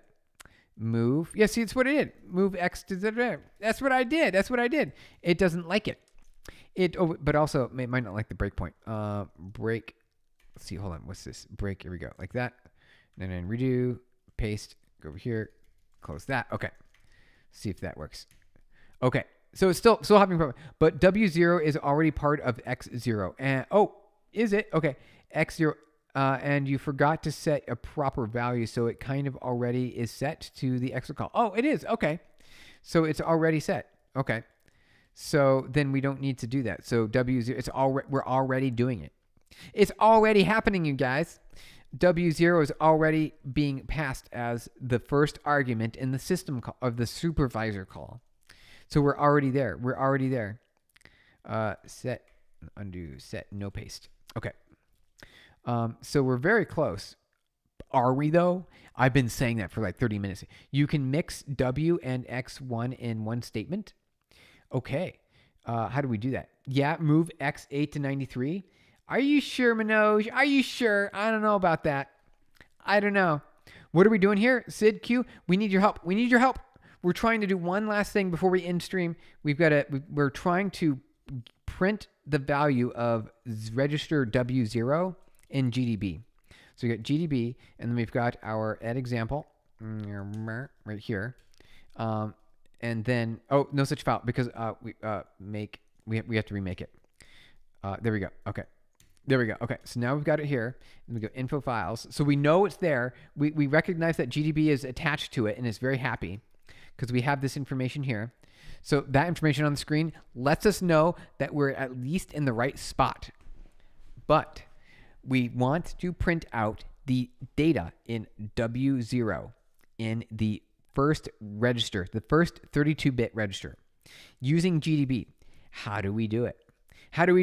Print money W0 void 1. Okay. Well, obviously if I type anything here, it's gonna work. It's gonna be fine. But see, it's not. We need to info registers. No program is running. So it's like it knows the data. Why is this assembly IMP and where we can use it? Why this assembly is... It's very simple assembly. This should work in most architectures. You should also do move x893 because of the number of exit instance call. Okay, so someone in chat Manoj has been constantly saying move x8 number 93. I'm really concerned because I don't know what that does. It seems like that could be a problem, but let's try it out. Destroys whole computer, everything explodes, you guys. It could be okay, let's try it. Move x8, comma, number 93. This will be the exit. Okay. I don't know, but we'll put it there and see what happens. Make clean, make Looks good. Okay, let's try it. We're gonna run it. If the stream ends for some reason, it probably won't. But if it does, you'll know why. Okay, trace trap. It doesn't like that. It doesn't like it for whatever reason. It is not happy with it. It is not happy, you guys. All I want to do is get this data right here. I just want to see what W0 is. I just want imagine it's halt and catch fire. That's exactly what I was thinking, Jay Looney. The entire thing bursts into flames. It halts. It starts to beep. Boop, boop, boop, boop, boop, boop, boop. Fire happens. Fire, smoke. That's the end of it. We just ended stream, you guys. We just ended stream. Okay. So it says to run disassemble start. But it's not working. Disassemble start, find address. Here, complete GB example. So this is what we should be able to do. Find the address of the BRK instruction. So we find the address, and then we run. Then we break. We break at the address, and then we start the program. There you go. If you want to be sure you don't break anything, you can do it. You can do it in VM like QEMU. That's something new to me. I don't actually know what that means. I actually don't know what that means. Shimon, I do not know what that means. But what I want to do is I want to run GDB, and then I want to run this here, and then I want to say disassemble. I want to run the disassemble start. We'll try it. We'll try disassemble start, and then I will copy and paste this error, and then maybe Google will help me out a little bit more. Maybe Google will help me out a little bit more, you guys. This is like the last thing we got to do. We do have to go. I do have a hard stop here coming up. But let's say we're going to give it 10 more minutes. This is it. We're going to give it 10 more minutes. And then we have to give up. And then we have to give up because we have to go and we have other things to do. Service number 0. Service number 0. Okay. Let's get that in there. Service number 0 like that. All right. So I'm gonna try to make things happen. Let's go back over here. Okay, so the DRP error you are seeing indicates the debugger information embedded in your executable is corrupted or incomplete. This is common with heavily optimized or manually assembled code, even without the debugger. Okay, so maybe this is what we're having right now. We're having some trouble. The compiler is. Or the linker maybe, because we have the -G right here. We have the -G. It's right here, you guys. Virtual machine, it simulates an OS inside an app. If something, QEMU, okay. If something breaks, you don't break your real system, but it's just a virtual one, so you can easily reset. All right. Learning a little bit more every day, you guys. Learning a little bit more. All right. We have 10 minutes. We have 9 minutes left. We have 9 minutes, and we got to get going. We got 9 minutes left, you guys. Okay. So we've got LD flags. We got LD link. So here, I'm just going to copy and paste this text into let's see. Okay. Oops. Nope. Here we go. Let's see if that helps. In some virtual machines, you can also use different CPUs than your real one, like an x86 or a RISC-V. There we go. Okay. Gdwarf gbug flags. Okay. To do this, replace the current command in the makefile with the following. Here we go, you guys. Here we go. Here we go. So we needed an extra debug. We need an extra debug. I think this is what it is. We need extra debug. Right here, right? It's like that. No, hold on. Yes. AS like that. Okay. Okay. All right. Here we go. So make clean. We're so close. Oh, or this. Jay Looney, or this. You got it. Or, wait. Make clean? Oh, hold on. 1 second. Let's see here. Let's get rid of that. Like that. Is that? Are we good? Tab? Oh, wait. This has to be a tab. It's not a tab. Hold on. Make files are very special. Make files are special, you guys. You have to make sure it's tab. You got it. It's tabs. It likes tabs. I forgot it likes tabs. So that's the problem. Make clean. Make. Okay. All right. All right. We're almost there. We almost got it. All right. GDB. Bam. Okay. Info files. All right. How do we say disassemble? How do we say disassemble again? Make debug 1. Oh, wait, hold on. Is that, well, let's just try it. Where is it? I'm going to copy and paste this. I don't want to mistake it. Disassemble start. Here we go. Okay. Disassemble start. No symbol start in current context. We made progress, you guys. We made progress, but what we need to do is double check that I got everything here. So debug flags is G, and then something about debug. 1 second. Although I thought -G would be the symbol to put in your object and LD wouldn't strip them by default. Yeah, it seems like it. Okay, so I think what we also, thank you for the likes, you guys. We're almost disassemble. Yeah, we're there. We're going to do some disassembly, guys. We're going to do disassembly. All right, there's one more thing that it had me do. It said debug flags deal for the G flag. Okay. Make debug 1. All right, let's try it. Debug flags equals G. Uncomment the make. Wait, was it commented? Oh, here, let's just get rid of this. Debug flags is G. Wait. Yeah. So it's already that way. It's already debug flags. Here, what we're going to do is we're going to get rid of that, and we're just going to say -G, like that. Or do we wait? All right. Well, let's try that. Let's see if that works.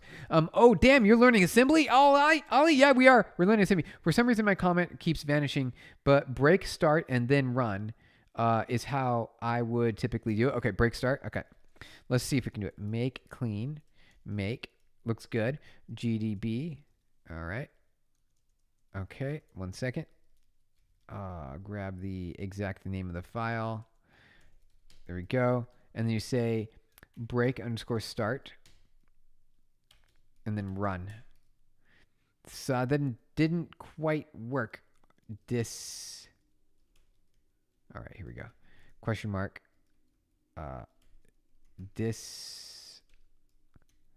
Disassemble. Start. No. Yes. Go. Disassemble. All right, so it seems like we have everything in the right spot, but we did we run make clean debug just in case. I don't think we're going to have to do it, but make clean. I'm pretty sure we don't have to do that. I'm 90% sure that we don't have to worry about it. Also, it's possible that we don't want this extra -G flag there. So just in case, I'm going to do this. Let's see if that works. Make debug. Make clean. Make debug. Okay. GDB. Here we go. And then I probably already had it in my buffer, but just in case.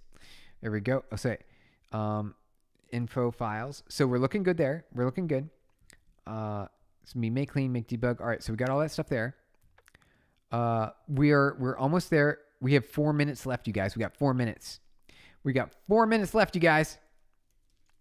Okay, so that at least we got better, but still not working. Okay. Let's see if we get any more details. We're making like incremental progress here. Okay. No symbol start in the current context indicates that GDB cannot find the symbol start. Yeah, totally makes sense. The symbol table of the executable file. This can occur. The make file you're using passes start to the L linker. The linker explicitly tells the linker that the entry point of the main program is start label. However, it doesn't guarantee that GDB will find the symbol, especially in the dynamic. Okay. On modern Mac, GDB is deprecated in favor of LLDB. Oh, it's what we should have been running the whole time. Not GDB. Do we have LLDB? We do have LLDB. We have LLDB. We're using all the debugger technology, you guys. We've been fighting this thing for like an hour. Someone should have just said, did anyone ever say that? Use LLDB. Oh my God, you guys. Oh my God. We're going to have to figure this out tomorrow, probably. We've got 2 minutes left, but let's see if we can get something happening here. Run. Oh, something's happening, you guys. All right, 1 second.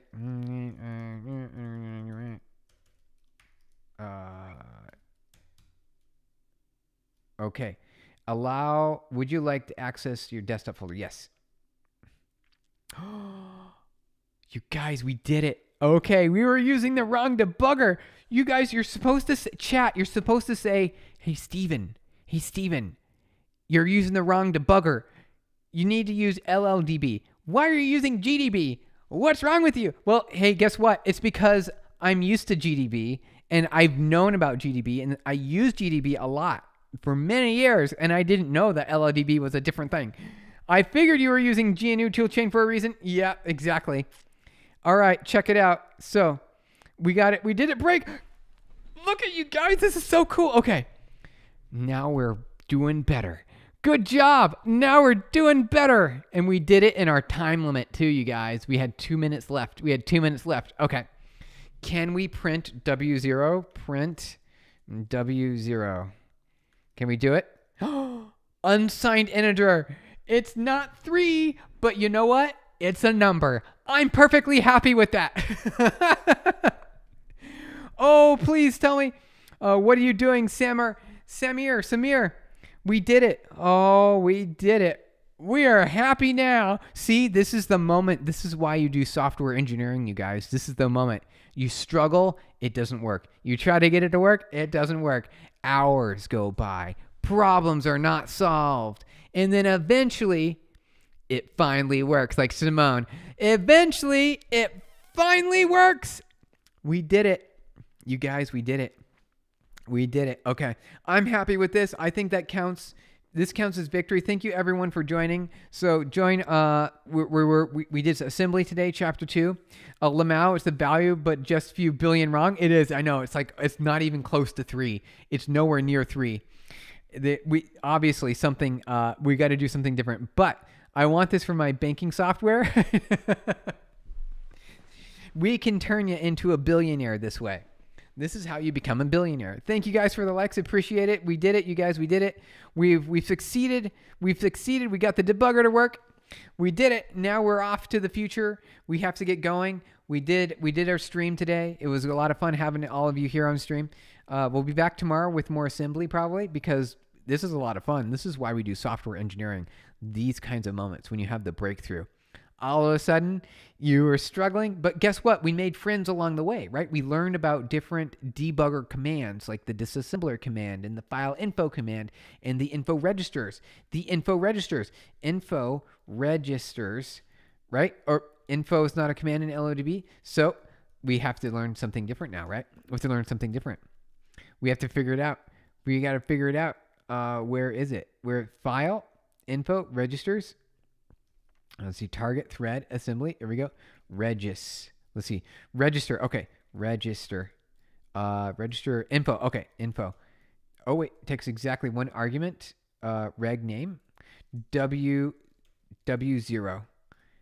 Invalid command. Register 0. All right. Anyway, we'll figure it out later. Thank you guys so much for hanging out today. We're ending the stream. I'm a Spring Boot Java developer, so I wanted to understand. Samir. All right. Good to know.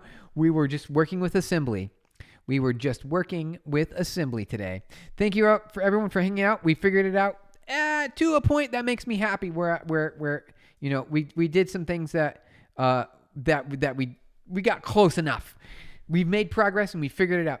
Thank you, everyone. So we'll be back tomorrow. Join our Discord to see when we go live tomorrow. I'll just paste that link here for you if you got that real quick at the end of the chat here. You're late for your hard stop. Bye. I know we're there. We're at the end. Thank you guys for joining. We're headed out. We'll be back tomorrow with some more assembly and more technology chat, and we'll figure things out. We'll learn together. You guys. Thank you so much for hanging out today. We'll be back tomorrow. See you guys. We're ending the stream now. We'll be back tomorrow.